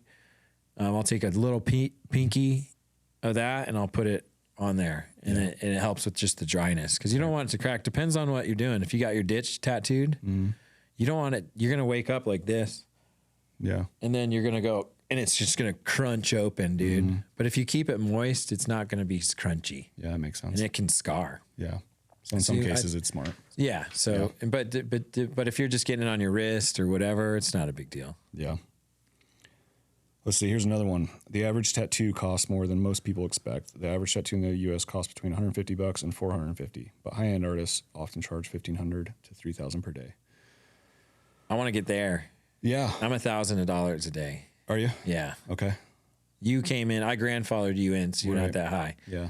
But yeah, I'm $1,000 a day now. Yeah. Yeah, for my work. I mean, you get what you pay for. Yeah. I do agree with that. Yeah. And I think that you should take advantage of it, especially if you start having a ton of demand. Absolutely. You should start raising and the that's prices. what I did. I had demand. So I started raising my prices. Yeah. And then I can focus more on the project because I'm not tattooing as much, like days, right? Yeah. Because then you can just focus on that. Like if I could just do 4 tattoos during that week and just keep it around 4 to 5 hours a session and get them what they want, it's at $1,000. That's a good week for me. People should be willing to spend a decent amount to get a piece of art put on your body. It's Forever. permanent. It's like, and especially for a cost, like I wouldn't have charged this much if I wasn't confident in the work that I do. well, you think about it, people sell art, drawings, paintings, whatever for ridiculous amounts. Yeah. You're putting on someone's body. Right. It's permanent. It's worth something if they do a good job at it. Absolutely. Yeah. I think paying for a tattoo, you should pay a lot of money for a tattoo. Yeah. And you should pick an artist that does a really good job. You know, you go to Vegas and these guys that are charging $5-10 grand for certain things. And it's like, they're good, dude. Yeah. They're good. You can go get that same tattoo cheaper, probably just as good. Right. But you're also, like we said, if we go back to what we were just talking about, you're going in for the experience, you know, and like social media is skewed because people are going to go to the guy that has a bunch of followers because they're popular and they want to be featured, or they want to, you know what I mean? They like that, and they should. They think it's cool. Yeah. And if you're featured, and it's like, you're paying for all of that. Yeah. I think, and they're really good. There's a guy in, I forget where it is. San Antonio? Not in San Antonio. It's in California, but, I Shine Inc. His name is, and they're at Peaks and Valleys Tattoo. Those guys kill it, and they're expensive, but they're so good. It's such good black and gray work there. Yeah. They're amazing. I look up to those guys on the fullest, and they're expensive. Yeah. Yeah, this dude's doing a $80,000 back piece. Dang. Yeah, and it's well worth it. Yep. That's a truck. Yeah. That's insane. Yeah, Yeah. and you're gonna keep that way longer in your fucking truck. Right. You know what I mean? Yeah. And you can finance it. Yeah. That's true. So that's going to be the next step is people are going to start financing. well, you can afterpay with me. That's okay. If you don't have $1,000, you can afterpay. Yeah. And then you can just pay payments to your afterpay, and I get the money. Yeah. Yeah. So just set up the afterpay. Yeah. And I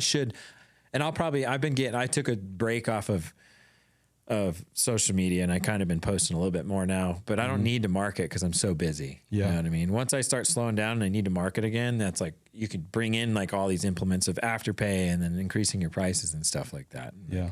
that pays you. But a lot of tattoo artists don't pay taxes, so they're not going to want to do afterpay, Yeah. you know? Yeah. And you need to pay taxes. Yeah. 100%. Yeah. You don't want to get yourself in trouble. No. It's not worth it. Yeah. Yeah. So what does a typical day look like for you? Like, what's your routine?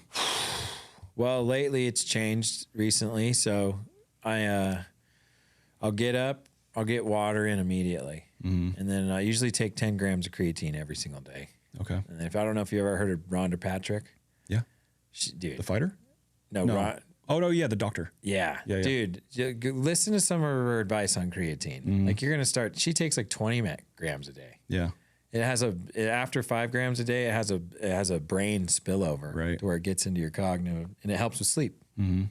So that's good. So I'll take creatine and I usually do 50 burpees with 2 push-ups. Okay. And then feed the dogs, and if I'm in the shower, I'm ready. I'm at the shop, and when I get to the shop, I usually always make a espresso, and I get on AI. Okay. And I kind of tell it what my day is. That's part of your routine. It is. Using AI. I do. What time do you get up in the mornings? Oh gosh, 7. Always. Yeah, it's gonna be. You're pretty routine though. Oh yeah, I'm never. 7 a.m. and I'm up. I'm going. And you do the same thing every day? Are you pretty routine? Yep. Yep. I'm very routine. It's almost like I'm autistic. You know what I mean? Yeah. Yeah. I have to I feel off if I don't do it. Yeah. I feel completely off. I'm the same way though. And I fast. I don't eat till like 11:30, 12, like right before my client comes in. You do that on purpose, or it's just because you I think I'm used to it. Okay. Because I know it's a healthy thing to do. You're supposed to fast for the first couple hours. Shove your gut full of shit all day. I don't think it's healthy. No. And if you do the work, if you think about it, if you have a ton of food in your intestines and your gut, you know how much blood has to be pooled into there, and you're taking away all that blood from your brain. Yeah. So you're more cognitive on an emptier stomach. And so you said you eat at 11:30 right before you start tattooing? Yeah, usually. And you get into the shop at what, 10 o'clock, you said? Oh, no, I come in. I usually get there earlier. Oh, do you? I'll get in there at like 8 or try to get your mind right. Yeah. Get the environment going. I turn on I watch the news. Not news, but I watch PBD a lot. Yeah. I'll watch PBD. I'll watch like that stuff. I'll watch the business stuff. I have that on as I draw. And then I just set up. I set up really early. And I just make sure I have all my stuff, make sure like everything's cool when the client comes in. But I like being in my shop. So that's the routine. I'm in the shop. You know what I mean? So that's my routine, especially in the morning. And then I don't really have like a big routine at night.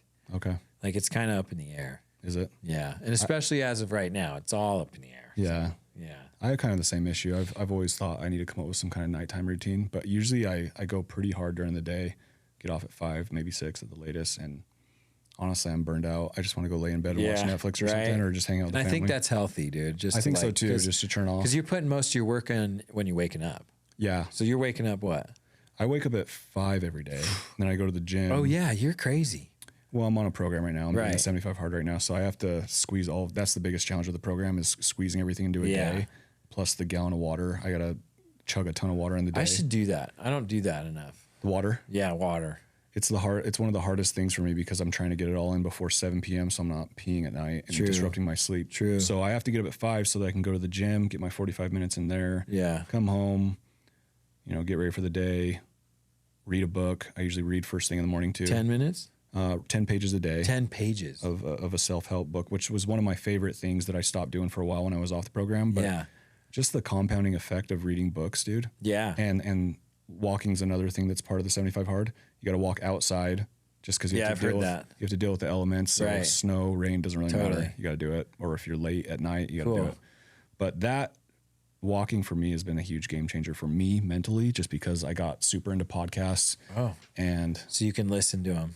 Yeah, just, multitasking. Sometimes I walk with no music and no podcast or anything, but it just helps me think and get through my day. You work out every morning? Every morning I work out. I do the actual gym? Yeah, in the gym. Dang, full bodies? I do full body, yeah. I don't do a split. Okay. A lot of people do splits. I'm on a 3-day split. Are you? Yeah, I lose too much weight, bro. Oh. I burn tons of calories just sitting down. Oh, okay. So if I work out too much, because I drum too. Oh yeah, that's right. So I'll sweat when I drum. Yeah. And then but drumming lately, I don't have a routine I used to have a routine for drumming where I'd drum every day at 9 a.m. Oh, okay. Or 10 a.m. Yeah. That's kind of gone away lately. Yeah, because I was doing the YouTube stuff and whatnot, and I might bring it back, but we'll see. Yeah. But I have a drum set. I have a drum set in the studio. Oh, okay. The electric kit. So I'm always on it. In your tattoo shop? Uh-huh. Oh, I saw that actually. It's in the corner. Yeah. So I'm on that every day. Yeah. Do you like the electric one? For the drum, just to get the motion for the studio. right. But I have an acoustic at home that I love. Yeah. It's loud. Yeah. Yeah. It's great. Yeah. Playing the regular drum set's a lot more fun. It is for me. The acoustic sets are better. Yeah, especially mine's hooked up with the EAD, and I have IEMs. Yeah, so I can play my favorite songs. Yeah, and it's badass. Yeah, yeah, that's cool. Yeah. We kind of talked about this before, but the first tattoo you ever got for yourself was what? The skull. The skull on the back. Yeah. Okay. What about you? And you were 15. Yeah. And how long did you wait until you got your next tattoo? 18, 17. And then did you go nuts? Ironically, it was this one right here, and I got it in Boise somewhere. Oh, okay. I didn't even live here. Oh, funny. Yeah. You lived in California, right? At the beginning, and then I lived in Denver.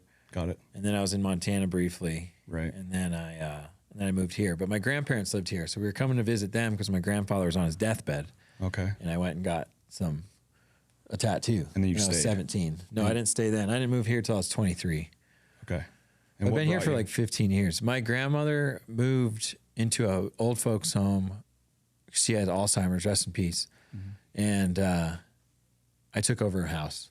So I moved from Montana. After I got out of prison in Montana, I lived with my stepbrother a little bit, and then I moved here. Okay. So I've been here since 2013. And were you doing bodybuilding at the time, or personal trainer? I was just personal training, and I wasn't like jacked or like huge or anything. And I started really hitting it when I came to Boise, because Boise's actually a big mecca for bodybuilding. Oh yeah. I didn't know. Yeah, I've noticed that. And it's blown up even more. Right. And my personal trainer right now is an IFBB pro. Shout out to Chelsea Rogers. Yeah. Yeah, she's awesome. Yeah, the gym I go to is all about bodybuilding. The two people that own it, I can't remember their names, but D3 Fitness, 3D Fitness, 3D Fitness. Gosh, I forget. Mary that. And it starts with Charlie. an F. I think it's Charlie Fortnick or something. There right? It is. Something but like they're that. bodybuilders. I don't know them personally, but I've seen them around, and they have a cool gym. Really cool. It's all blacked out. It's got great green equipment, tons of bodybuilding equipment. If I lived out that way, I would work out there. I go there for the environment. Yeah. I do. Like the music, they have great music. There's some cool looking gyms around here now. Yeah. Have you seen the Culture Fitness in Garden City? That looks cool. Is it the one that's all black? It's all black. Yeah. Yeah. They got a boxing ring and a huge TV. Yeah. It's rad. And then I was my buddy Hawk, the police officer in Caldwell. He works out at Middleton. They're putting a badass one over there. Did you see the big one? Yeah, I saw it on social media. It's like a Fitness Factory or whatever. It's like one of those, or Idaho Fitness Factory, or or something like that. Yeah. It's huge, dude. Yeah. It's badass. Yeah. They're doing crazy stuff with gyms around here. I want them to start, maybe they're already doing this in some places, but doing like cold plunges and saunas and implementing that kind of stuff. Okay, so they're putting a Lifetime Fitness in, and it's built already. And you can't get a member. You can't be a member right now if you're not. You got to be on the wait list, but it's like $250 a month. Okay. But it's more of a lifestyle. It's not just a gym. It's everything. They got a little cafe in there, but then they have the cold plunges and they got all that stuff. Okay. I think, and I don't know, there's probably a gym around here that does have it, but I'm a fan. I would love to join a gym that has all that stuff to where I can spend a little bit more time for that recovery, for that routine, dude. Or not even working out. You're coming in and just doing the routine, right? Yeah. You're doing the hot sauna and the plunges and stuff like that. I think that's cool. You can thank Huberman for that. Yeah, making that go mainstream, and Joe Rogan, because I got into it too, like the cold plunge. I don't have one yet. I just got a sauna, but I have a sauna too. I love all that kind of stuff. Yeah. All the anything to almost biohack your health. Absolutely. All the biohacking. I think it's super cool. It helps. I think it helps. Yeah. It helps with our brains, man. Oh yeah. Body, brain, soul. You've kind of gotten pretty deep into, you've been reading books, you've been listening to a lot of podcasts. You haven't always done that? No. Okay. No. That's new. Since I quit drinking last year, I went through 3 books. Your Next 5 Moves by PBD. Yep. Super good one. The next one's even better. Choose Your Enemies Wisely was probably my favorite out of all. That was such good information. Why do I like capitalism? Probably because of that book. Oh yeah. You know what I mean? Well, PBD, he's just a really smart guy. He is. I like the way he thinks. He does. He's logical. He's very logical. Yeah, he's a family guy. I respect that about him too. And he's a foreigner. Right. The Law of Success by Napoleon Hill. And wow, there's 19 steps. Which that's an old book. It's an older one. Like, what is that? Early 1900s or something? Yeah, not early, but later, because they talk about the Rothschilds. No, Rockefellers and okay. stuff like that. So yeah, it's a little older, but it's just good knowledge on like, it's just mindset, right? Yeah. Like where I don't have to own a big corporation to be successful. No. And it's all mindset. It's like, just make your fucking bed in the morning and like get up, you know what I mean? And go get the work in. Right. No one else is doing it. Right. For you. It's funny because those old books have so much wisdom in them, and like what is it, Marcus Aurelius? Oh yeah, I read what book is that? Popular. What, I can't remember the name of that book, but anyways, it's just crazy how, because that's I don't even know when that book was written or when he wrote those things in his journal, but it's just good wisdom. Yeah, super good wisdom. It passes through time, and it's still relevant today. It's actually pretty People simple. can tell the future almost. It's pretty simple, man. Like as far as like trying to get to where you're trying to go. Right. You got to be action oriented. Yeah. Like you just got to take action. Yep. You think you can sit and overthink about everything. Oh gosh. Yeah. You got to just put and you can't think about too much. You just got to go step by step. Yep. Like once your feet hit the ground, make your bed, and you're already doing more than 98% of people on this planet.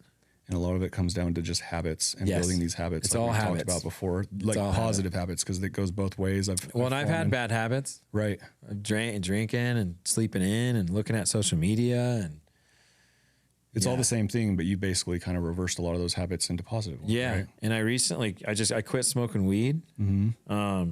I'm sober, man. I've completely eliminated all dopamine hits right now. No awesome. Porn, no masturbation right now. Too. Yeah. Nothing.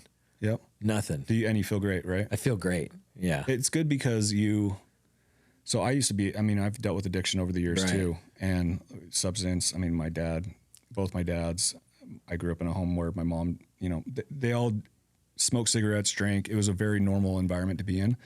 Oh yeah, same here. Yeah, so cigarettes were a thing. I used to love a cigarette. I still like the smell. Yeah, I used to smoke cigarettes when I was 18. I smoked weed. I did all kinds of stuff, and I don't know. Over time, it started making me depressed. And I think a lot of it was because, especially when you didn't have it. I think it was because I realized the older I got that it had actual power over me. It does. Like I had to do this in order to be better. Happy. Like everything had a justification behind it. If I go like smoke some weed, this is gonna make this next experience even better. Just hanging out with my kid. Yeah. Something silly like that. And it's like, how dumb is that? That's a mindset. It is. And I was there I was so there. Like weed was such a predominant thing where it's like, I just got to smoke every time. And it is like your brain starving for a dopamine hit that it got low on. And you're just going to give it another quick fix. Yeah. It's very dangerous. Yeah. And it's not like you can go through this earth like that and be successful. Oh yeah. But it's a crutch. But are you happy? That's the other part of it. Like not without it. My dad, he's always smoked weed most of his life. He's very successful, owns a restaurant, real estate business, very wealthy guy.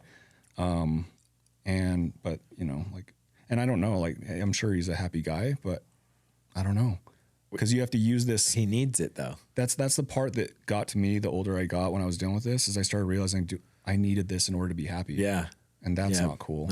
And when you finally get off of that and you're sober, and the habits are bad because then you're used to certain things. Right. Like porn and shit. Right. Like those, and people, there's a lot of people that haven't, and I wasn't addicted to it. Yeah. But it was like one of those habits that like makes you feel good immediately. Right. And why do you need it? Yeah, it's not good for you. Especially, it's not good for your relationship either, because it ruins your relationship. It kills love completely. Yeah. Especially those guys that are addicted to it. It makes you numb. Yeah, and it's stupid because you're in that habit of like, a certain time of the day, you know what I mean? And that's how we work, you know what I mean? It's like that cup of coffee. Yep. Same fucking thing. Yep. But the cup of coffee doesn't work after a little while. You need 2 cups of coffee. Right. You need 3 cups of coffee. Worse and worse. That hit doesn't do it for you. You need a couple hits. Yep. You need a whole joint. I need to smoke a whole joint in the morning before I even get high, type of thing. You know what I mean? That's where it gets dangerous. Yeah. Then you start feeding the machine. And then you go in deeper and deeper, and you can't come out of it. Like I just 1 shot, 2 shots, 3 shots. You know what I mean? And then before you know it, you're having 6. I was having 6 to 9 drinks a day. Yeah. Every day. Yep. And I felt fine, I thought. Yeah. But it was ruining all sorts of shit around me. Yeah, you don't realize it when it's happening. You don't. Yeah.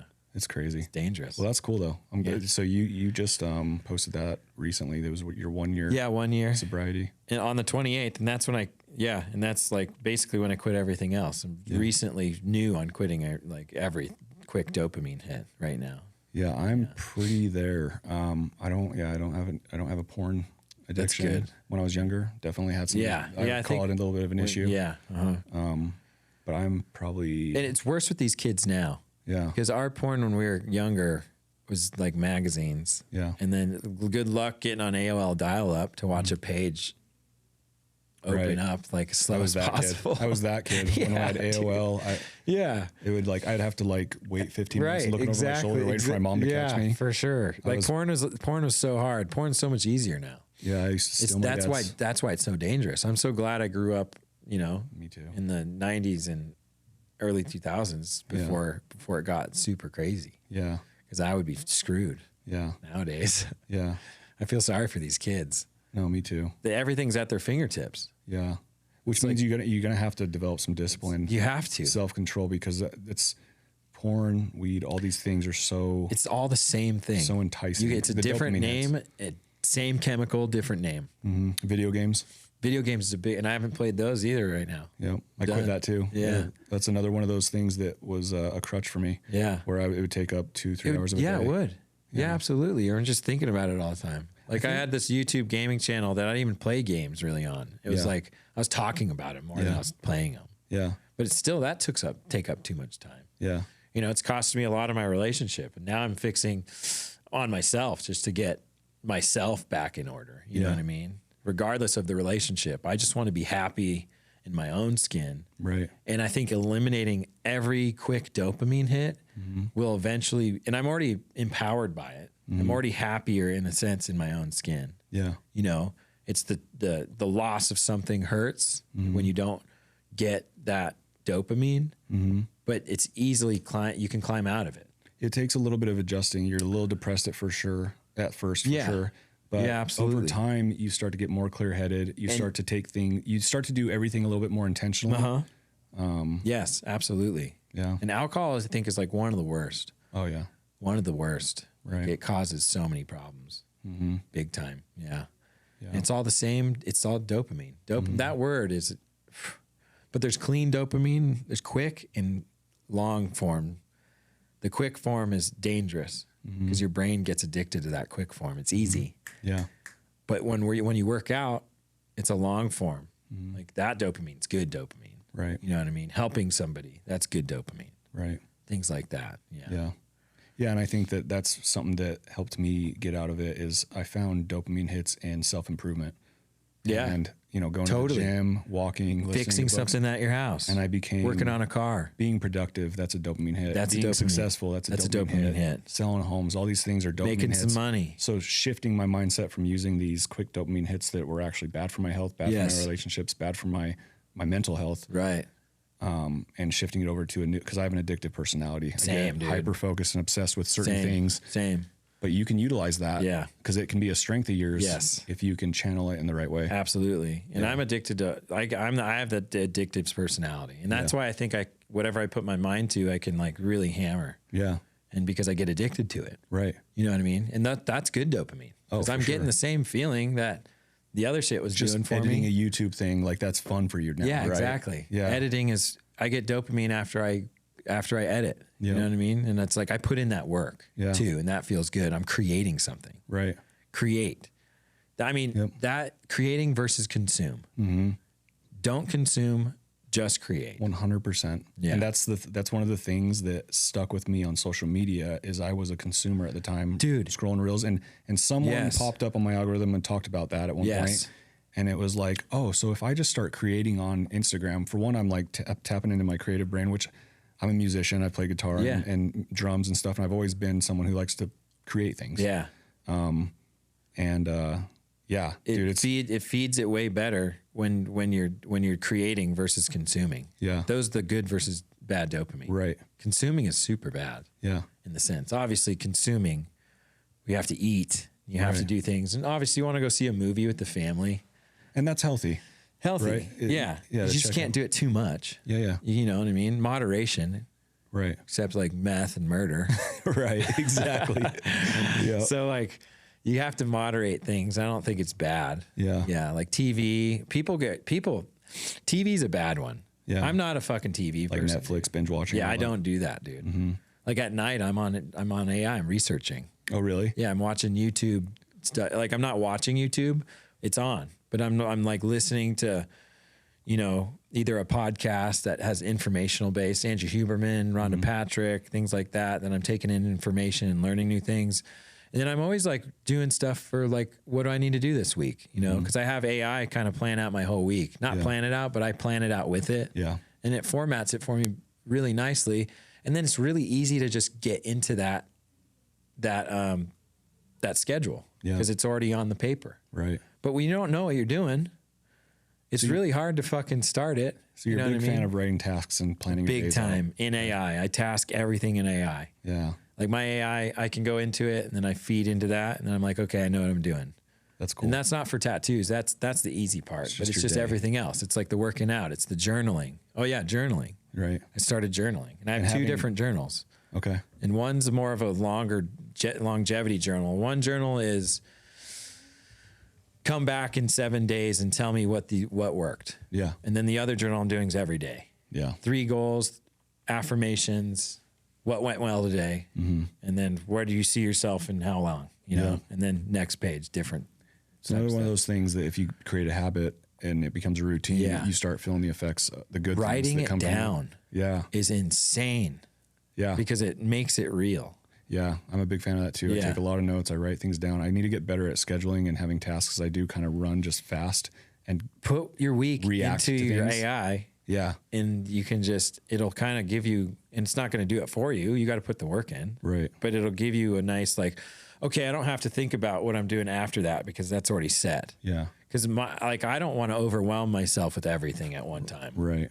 I want to compartmentalize and I would like to focus on this thing, just go full tunnel vision into that. And then I know what I'm doing after that. And then it's full tunnel vision after that. Yeah. You know what I mean? Move from task to task instead of being spread out everywhere. Right. And reacting to everything. And there's always something that needs to be done. If it's like work around the house or work at the shop or work with my schedule or work on social media. Yeah. Or just work with myself. And that's lately I've gotten away from myself. And that's recently why I've cut out all the quick dopamine hits. And I've started journaling and I got the personal trainer again and I'm back into it. You know what I mean? And it feels good. And I need that. And sometimes we go through the humps, the slumps, and we need to get checked. Oh yeah. Sometimes. And AI kind of checks you if you put your information in there. Yeah. Because it's not gonna tell you to sit on the fucking couch. It will never tell you to go sit on the couch. It's going to tell you the shit you don't want to hear. Right. Usually. Yeah. Yeah. One of the reasons why I love doing my 75 hard program is that I've never done that. Yeah, I've done it. I'm on my 5th round. But 5? Yeah. What it taught me though is it made me very self-aware of how I spend my time and how much time I actually have in a day to take these 24 hours that we have or 12 of waking hours seriously.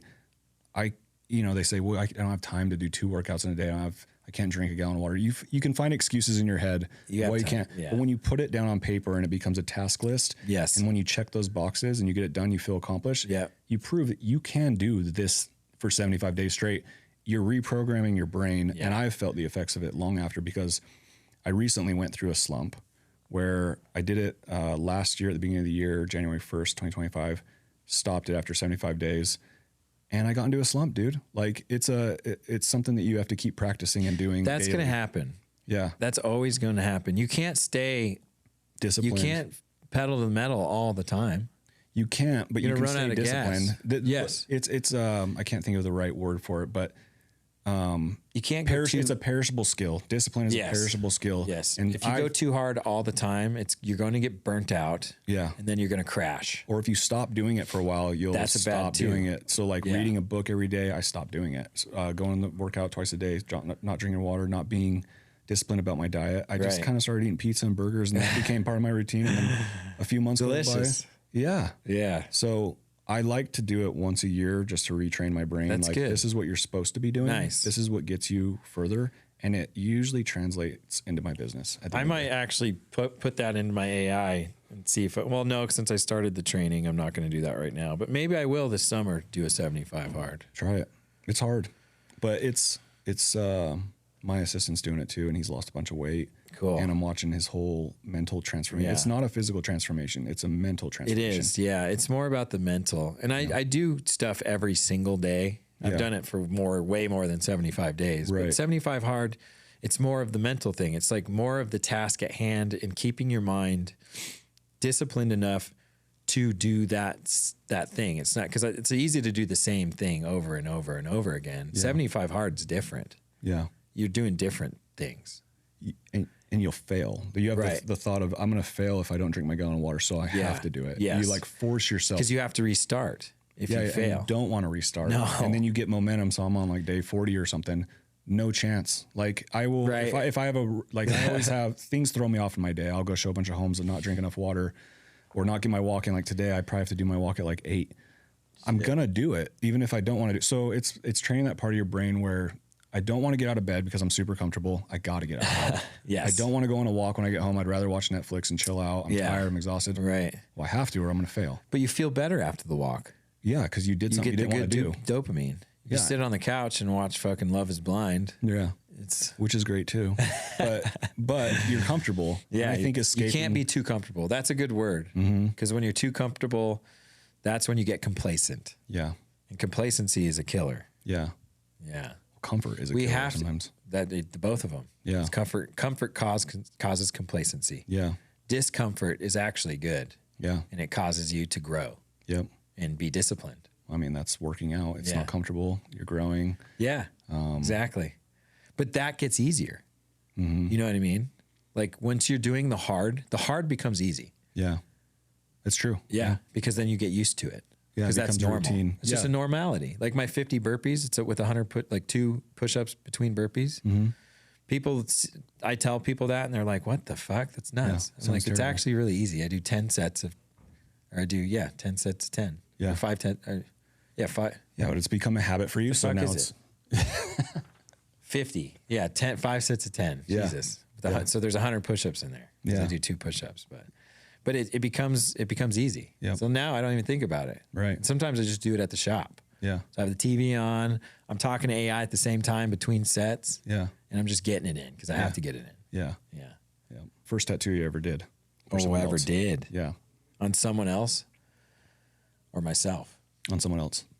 I tattooed I did a little skull on the back of his leg of the Blackhawks hockey team. Oh, okay. The symbol of that. Okay. Yeah. Sweet. Yeah. He still has it. He didn't cover it up? Yeah, he loves it. Does he? He's proud of it. That's cool. Yeah. Oh yeah. Hardest tattoo you've ever done? Hard is a weird word because I won't do a hard tattoo. If it's too much, if it's something that's outside your capability. But there's definitely challenging tattoos.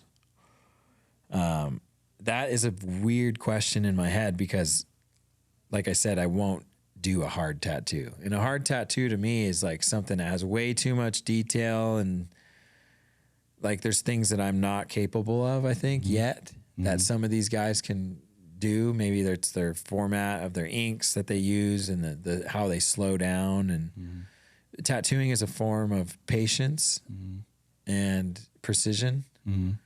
And every tattoo is hard if you think about it. Right. So I can either say no tattoo is hard, but let me just say every tattoo I do is hard. Got it. Yeah. It challenges you every time. Yes. Got it. Okay. Tattoo trend that you wish would disappear. I can't say any. I think people should get whatever they want. Yeah. Yeah. And we like what we like. Yeah. Unbiased, biased tattoos are cool. Yeah. Yeah. I like it. If someone wants to get into tattooing today, what's the first step? Draw. Okay. And if you're already drawing, then get some fake skin and tattoo on fake skin. Okay. And then tattoo yourself or tattoo friends for free. Okay. Let me go back. Before you do the fake skin, find somebody that'll give you an apprenticeship. I'll give you one for 10 grand. No, I'm just kidding. I don't want an apprentice, but I should, since I recommend it, I have kind of an apprentice, my buddy Hawk. Yeah. He was there. You saw him. He's working on stuff. So I kind of have an apprentice, and I think having an apprenticeship is good because you learn, and honestly, it's about hygiene. and it's about blood pathogens and things like that. And you can't be spreading diseases, and you have to be cleaning. And I think that's the most, because tattooing is the easy part in the sense. You have to be formatted in hygiene, or else you're going to have, people are going to be getting infections, and it's a dirty shop's no good, shit like that. So you have to be wrapping and using masticide and all that stuff. Yeah. Maticide. Yeah. Okay. Last question. If you were 18 again with nothing, what would you do for the next 5 years to change your life? If you could do it all over again. What we just kind of talked about, be disciplined, probably, read a book, ignore all quick dopamine hits and put in the work. Yeah. Work hard. Yeah. No matter what you're trying to do, don't take the quick, easy dopamine hit. I think that's what I would do. I think if I was 18, I went to prison at 18. So I would change so much of my habits if I had my mindset now. Yeah. I'm 37 now, so it's easy to think about. But that's a good question, man. That's a hard question. What about you? Well, I wish that podcasts were around when I was a kid. Wow. You're right. I wish they were around because that doesn't really answer your question. It doesn't answer the question. I'm getting to it. It's kind of the same thing though. Because I feel like the voices that the people that I've listened to are what has influenced me over the last 10 years. Me too, big time. I give a lot of credit to people like Andy Frisella, even Joe Rogan. Totally. And knowing that there's people out there that are so disciplined and so good at just taking care of their health. Absolutely. Their minds, they make it a priority to take care of themselves.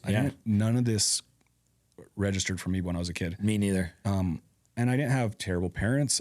They weren't the best examples though. Same. Right. And so I've learned what people are capable of, first of all. So being exposed to all this information. Information is huge. I would have been addicted to information back then, Me like too. I am now, because now I'm addicted to it to where I love learning. I love learning. Yes. Hated school, hated that learning. Same. Love. I didn't graduate. There's like this, something clicked in me when I started listening to podcasts. I'm like, man, because I went to college for a little bit, for like a year, and I enjoyed it. I was 26 at the time. Hated school, but loved college for some reason. I think it was a maturity thing. But I went into a philosophy class and I absolutely loved it, dude. I loved everything he was talking about. I love that. And I like philosophy too. Me too. And then I started listening to podcasts and I was like, dude, this is amazing. It's like getting a lecture for an hour and a half and being a fly in the room. But being into it. Yeah. Being interested in it. Yeah. And so I got addicted to that. And now I'm just consuming like so much information, so many podcasts and learning so much. Yeah. Sometimes it's hard to take it all in, but but you're probably listening to different people say the same things. It's true. Most of the time, which I think is huge because I think we need to reiterate those things all the time. Like when I talk to AI about things, I'll basically keep having it say the same thing to me because I want to hear it again and again and again and again. Yeah. So I can just absorb it like a sponge. Yeah. Yeah. I think and then it becomes real. Yeah. And I think that it's like you're saying, like manifestation. I believe a lot in that too, but reading a book, a lot of people will be like, well, they just say the same thing in different ways. I get it. Sure. Okay. But you're still going to pick something up later that you didn't pick up the first time in a different way or something. But you didn't recollect everything from that first book. No. After you get through 5 of the same book with a different person or different format, you're going to start picking up a lot of it. Yeah. And sooner or later, you'll be able to write your own book. Yeah. That's the coolest part. Yeah. And that's why, like, when people get really, really good at something, it's because they've either practiced or heard it or they shove it in. They take it in and they shovel it in and then they can become a professional. You know what I mean? Yeah. Like before I started tattooing, I was taking in all the information. Yeah. And then you start practicing and then you start implementing from what you hear and then putting it on paper. Yep. And paper's just a generalized word. It could be fitness. It could be real estate. You know what I mean? Like when you first getting into real estate, what information were you taking in? I actually wasn't taking in much information. I learned by doing, and I've always been good at that. It's been a strength of mine. Yeah. I don't care if I don't know the answer to things. I will figure it out the hard way. Totally. And I'm a learn by falling person too. Yeah. Yeah. I think it's a really you don't ever learn by winning. No. Yeah, so I just jumped right in and just cold called people without knowing anything about real estate and just winged it. Yeah. Faked it to make it. And That worked really well. You get your license though, right? I got my license, but I didn't like retain anything that they taught me. But that's easy. That is easy. It's the easy part, right? 2 weeks of school, but doing the actual job of finding clients, that's the hard part. Right. Well, that is the hardest part. It is. That's where you really, people either shine or they don't shine. Right. I mean, there's realtors out there that make no money. Yeah. I think 71% of realtors didn't sell a single house last year. Damn. 71. That's because you took all of them. Yeah. Yeah. Yeah. No, it's very competitive out there. Everyone can get their license in 2 weeks. The barrier to entry is really low. Yeah, schooling has nothing to do with the practice of real estate. Right. So right. It's not like, easy. do you even know like what you learned? I mean, I learned about titles, title, escrow. I learned about, which I guess is important, but you don't even do it. You hire someone else for that. Yeah. Right? Yeah. You hire someone else for that. That knows that. That's financing. You hire a lender to do that. I mean, Yeah. it's good you should know these things so that you can guide people in the right way. Selling is, you don't have to know all that crap to sell.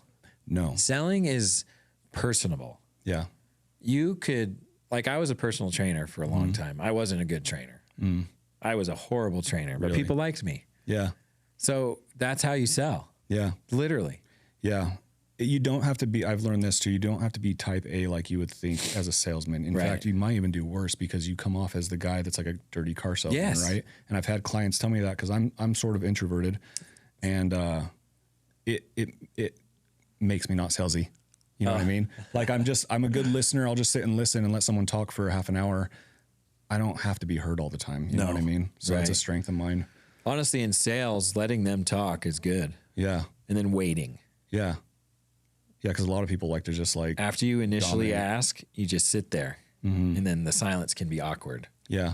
But if you don't but to fuck up a sale, it's when you open your goddamn mouth. Right. And then they start second guessing themselves. Yeah, and in real estate, you don't need to be a salesman because people are going to find the house. It's going to sell itself. Yeah, you're just selling your services. You're trying to help guide them. That's why personable. It's like you have to be personal. Creating a good experience for them, which is being fun to be with. Go look at houses with. Do the whole process. Make it easy for them. That's fun too. Not stressful. That's probably the funnest part. Is just going to see the house and. That's my favorite part. Yeah, like shopping for homes and stuff like that. Totally. And I like the Getting negotiating. To see new homes. I like the negotiating. I like being putting together the deals. I like educating people. Right. So I love that part of it.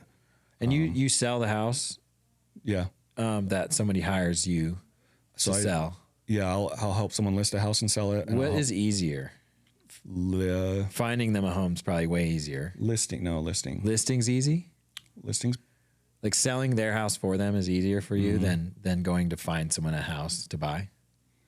They both have their challenges. Yeah, I bet. But they're different, right? Because someone could be like, "Hey, I really like this house. Tim, will you write an offer for me?" And go show one house, and then it's done, right? So that's very easy. Yeah. But I work with a lot of relocation buyers, and they don't know anything about Idaho, so I have to educate them on different areas, and then. But half of your social media, you probably don't have to do that because they've watched your social media and they kind of already get the gist of how Idaho is because of that. Yeah. So you probably don't have to feed into that too much sometimes. Not too much. But they definitely have the question.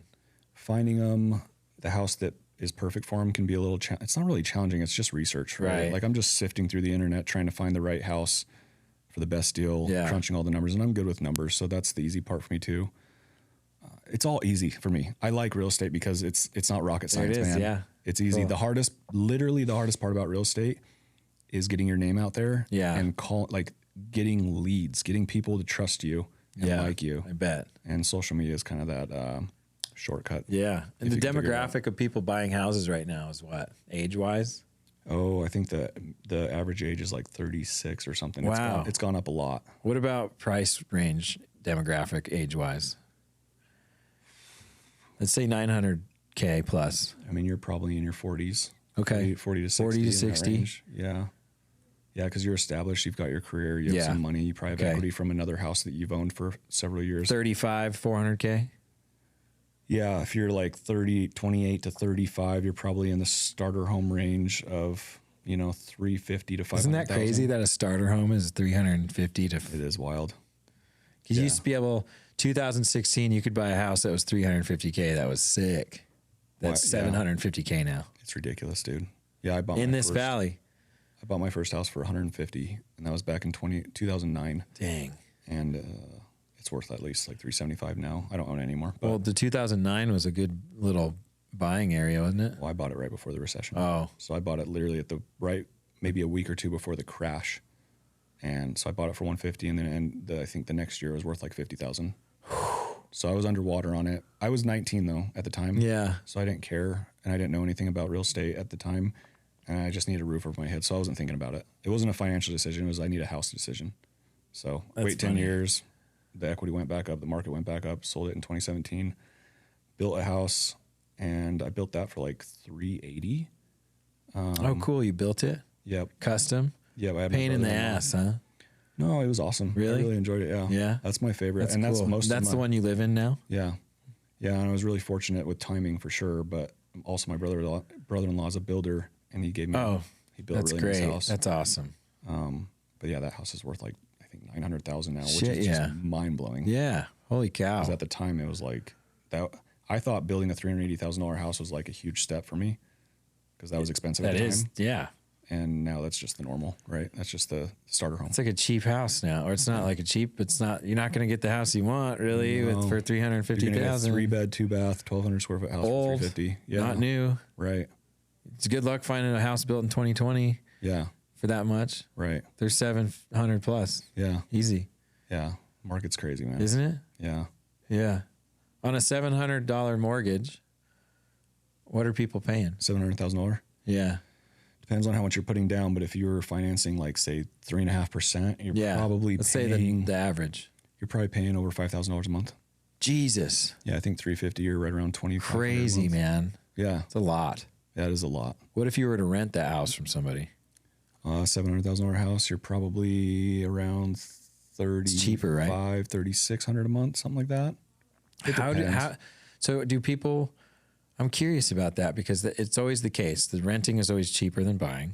Mm-hmm. So how does not always. Not always. Well, in most cases, because you have to put 20% down for it to pencil out properly. Right. So the people that own the house and their mortgage is higher than the rent that is coming in, that's got to be frustrating. Well, we're not seeing that very often. Okay. It doesn't really pencil out that much. You got to be putting a significant amount down in order to be an investor. That's the best way. Like if you were going to recommend somebody to buy a house, save money, put a big chunk down. Or no? Not necessarily, because I think a lot of the opportunity is in the equity growth, because my example is perfect. You buy a house, the market takes off or goes up because we're in a growth state. Like you were telling me the other day. And you become wealthy just because of the market, right? Totally. You have to be in to win, right? So like you buy Bitcoin in 2009, you'd be really wealthy now. Yeah. You buy real estate in 2017, you're really wealthy now. Yeah. So being out of the market is the scary part, in my opinion. So you can get in with 3.5% down minimum, right? They even have loans where you can put 0% down. So I think just being in the market is really smart. So for someone like me that doesn't have money like saved, it's still okay. It's still good if you can get the loan. As long as you can afford the monthly payment. Exactly. If you can't afford the monthly payment, and if you're in a situation that's fluid where you don't want to be tied down to one house for too long, then maybe don't do it. I think there's a case for people to rent. Right. For sure. But if you can swing it and it's not going to make you house poor, you should try to buy the house, just for the opportunity of potential wealth building. Totally. That's one of the biggest wealth building tools out there. Absolutely. Is buying real estate. And that would be the goal. You know what I mean? Would be to get the house that you want. And then obviously it's most likely going to build equity. I mean, the average growth is like 6% a year over history, equity growth. Okay. It's been stagnant for the last 2 years because the interest rates went way up. They did, right? Into the 7% but range. You said they were dropping soon, Yeah, right? they've dropped to a 3-year low. They're at 5.99, which is still higher than I got mine for 2.99%. Yeah, okay. So we have that lock-in effect that's controlling the market right now. So the fact that so many mortgages are at 2.99% or 3.5% is creating this lock-in effect where it's limiting our inventory. Yeah. And it's keeping values stagnant. And they're going up because when you have low inventory and high demand, prices go up. Right. And so Idaho specifically has a lot of demand because everyone's moving here from California. Totally. In low inventory. And we have low inventory. So normal inventory is 6 months. Okay. We're at like 3 months. Dang. Maybe even a little bit lower. And do you see that changing? Or do you see the people coming in even faster? people are coming in even faster, especially with political things going on in California, Absolutely. Gavin Newsom and all that stuff. So it's kind of hard for someone that lives in Idaho to buy a single family home at the age of 35. And because the prices are just, they keep going up. Well, the problem is wages aren't keeping up with. There's housing. that too, right? There's a big gap. There's a problem there. So yeah, I mean, so people don't want to buy that house because it's, or you can't, because you can't afford it because you gotta, or the bank isn't going to write you the loan. There's that too. But I think now you have to earn around $150,000 a year to, safely buy a house that's a decent house, like a $500,000-$600,000 house. Yeah. You got to make $150,000 a year. That used to be wealth. Like you were wealthy. Right. You're wealthy. Totally. If you're making six figures. Yeah. That's what kind of house can you get for $350K? Oh, a 3-bedroom, 2-bath. You can get a brand new KB home, which is like a production builder. Okay. That's a good option though still, right? 1,200 square feet. Okay. Yeah. So you could get a brand new house, or you can there's some older houses out there, even in Boise, that are. Yeah. I think the newer houses are cooler. Yeah. They're nicer. I like newer houses because you just don't have as much to worry about. Exactly. You don't have to fix Exactly. you don't have these money pits. Yeah. So for someone that's doesn't have a house, wants to buy a house, and they want to buy a $350K house and it's a single person, what would you recommend they do? As far as down payment, the 3%, you'd recommend the 3%? Well, no, what I would recommend first is you go talk to a lender. So get in touch with lenders so they'll run through get pre-approved. Yeah, get pre-approved. They'll give you your monthly payment. Okay. And tell you what the 3.5% looks like. Okay. And then that's where you kind of make a decision on should I do this or not. Right. Based, like, do I put 3.5%? Do I So need that's to put 5%? that's the biggest hurdle. That's your first step is making sure you're qualified to buy a house and what you can afford. Okay. And then that creates the search criteria. Right. Okay, so I'm approved for $450. Yeah. But I want my payment to be $2,500 a month. So even though I'm approved for $450, maybe I should dial it down to $350. Yeah. So I can get the desired monthly payment. And then you can start shopping for homes in that price range. Okay. And not look at stuff that's way out of your range. Right. So that would be the first step. So, because you don't necessarily have to put anything down, right? Well, you can. So they have options if you're a first-time home buyer where you can get a loan on the down payment. So 0% loans. Okay. So I sold a house where they came in with like $1,500. That's it. Okay. For $175,000. But they got approved. They got approved. It was they didn't have a ton of income. Yeah. But they got qualified for $175,000 loan. They had zero down, so $1,500 you could buy a house. That's and I think cool. that house is going to end up being worth like $225 pretty soon, $250. So they're building equity by buying the house, right, with zero down. Totally. So, and that's the other part that a lot of people don't think of. You're using, say, you put $20,000 down in a house. You're using that $20,000 to buy a $350,000 asset that is appreciating at 6% a year. So yeah. So you're leveraged. That's what creates the wealth. Totally. So now you own a $350,000 asset that's appreciating 6%. So I don't know what that is. What is that? $20,000 a year that it goes up. Yeah. So your $20,000 is now producing $20,000 per year to 40. Smart. And then it's compounding, right? Because it's appreciating. Yeah. So especially if you know you're going to be in one area for a while. Yeah. So like even 5 years. Let's say I'm going to be here for 5 years. Mm-hmm. I want to buy a $350,000 house. I just need to get approved, pre-approved, and then we find the house, and then you don't even have to put that much down. Yeah. Put a little bit down, and then you're way more solid than renting. I think if you're going to stay. Yeah, because you're going to sell your house in 5 years. Right. And or not, you might just keep it. Or not, or you can turn it into a rental, and eventually that becomes a retirement plan that pays you $2,500 a month, sure. right? You pay it off. But yeah, you got to think this too. We're in 2026. The projected median home price in the Treasure Valley is estimated to be around $1 million then. Okay. Right now it's $500,000 or $530,000. So it's going to jump. It's going to double. That's what they're projecting. Now we don't know if that's true or not. Within 2030, right? By 2032 or something, or 2033. So 8 years from now or 7 years from now. Why are they projecting that? Probably because all the growth that's happening. Yeah. We got Micron expansion. We got Californians and everyone moving here. Oh yeah. Yeah. So dude, I need to buy a house. There's Meta they have a database or whatever. Yeah. Or data center. Yeah. So there's a lot of catalysts that are making Idaho a popular spot. Now, not to mention this war going on. I talked to someone the other day and it's like, if you look at a map, they just put a map out of the nuclear safe zones. Right. Idaho's right there. Let's go. Other than Montana's up above us. Yeah, because they're going to hit Florida. They're going to hit Texas. They're going to hit all those big, right? Yeah. We pretty much got Utah and Idaho in the safe zone of nuclear. But it's, because it's like in the middle. It's like at the furthest point. Probably still get hit, but Idaho. Regardless, it's a little ridiculous. Idaho's but I get a conservative state. Yeah. We went way far left over the last couple of years. Very liberal. And a lot of people in California are conservative, or they used to be Democrats, and everything's flipped. The old Democrat. So they're like, I need to go somewhere that's normal. And Idaho's very normal. Oh, yeah, totally. Or common sense, if you want to call it, right? Yeah, absolutely. And California's not. No. They got crazy laws, crazy rules, crazy ideologies. It's just weird. So that's why people are moving here. Okay. And that's going to keep happening. Yeah. Especially if Gavin Newsom stays there. And Oregon's terrible too. I mean, their school systems are terrible. If you go to Portland, homeless people everywhere. Yeah, Portland sucks. Walk right out here and it's clean safe, out clean. here. So no one's throwing up on the street out here. Right. You don't have crackheads screaming at you. There's no fentanyl and shit going on either. So that's going to keep happening, dude. Yeah. So Idaho's going to keep going. So yeah, I would recommend buying a house if you can. If you're going to stay here for 5 years and you can afford the monthly payment. So talk to the lender first, run the numbers, make sure that you can afford that. Okay. And it might be a little more than renting. So I get that. Say it's $2,500 a month versus $1,800 a month for $350. Yeah. Let's just say it's like that. So there might be a gap of $700 a month, which sounds like a lot, but you got to think, what is my house going to be worth in 5 years? Appreciating though every year too.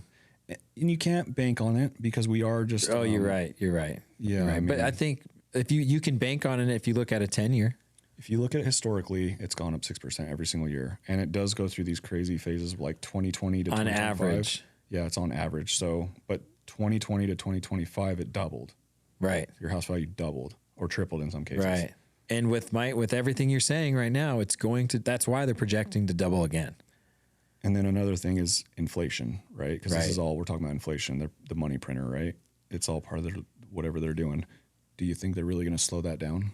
Fuck no. They're going to keep printing money. Absolutely. Stimulating the economy. What is Trump doing right now too? He's trying to do so many things to stimulate the housing market. He's trying to get rid of property taxes in some places. He's trying to get rid of capital gains. Well, that would be nice. Yeah, if you get rid of capital gains sucks. Yeah, but but you only get hit on it if you sell your house. So if you own a house, you have $500,000 that's exempt if you're married. So you don't pay taxes on $500,000 in equity. Right. So there's a lot of people in California that had a lot of appreciation on their homes. They're sitting in these $1 million homes and they have $700,000 in equity. They don't want to sell it because they have to pay taxes on the $200,000. Right. Or on the $500,000 or whatever. If Trump gets rid of that capital gains tax, so many people from California are going to want to sell their house and make the move to wherever they want to move. Right. So that's going to stimulate the market. If that happens, it's going to send the market going up. If rates come down lower, which they're trying to do, they just got a new Fed chair. If those come down, which this guy is basically saying that he's going to be dropping rates. If we get rates near low fives, the market's going to go nuts. Cool. So all these things are catalysts. So basically buy a house before 2028. Buy a house as soon as you can so that you don't get left behind. Right. Because it's going to happen anytime. Yeah. So cool. Yeah. Sweet. Cool. Where can people find you? If they want to Instagram, Dylan Payne Tattoo. Sweet. And that's it. Awesome. Peace. Peace.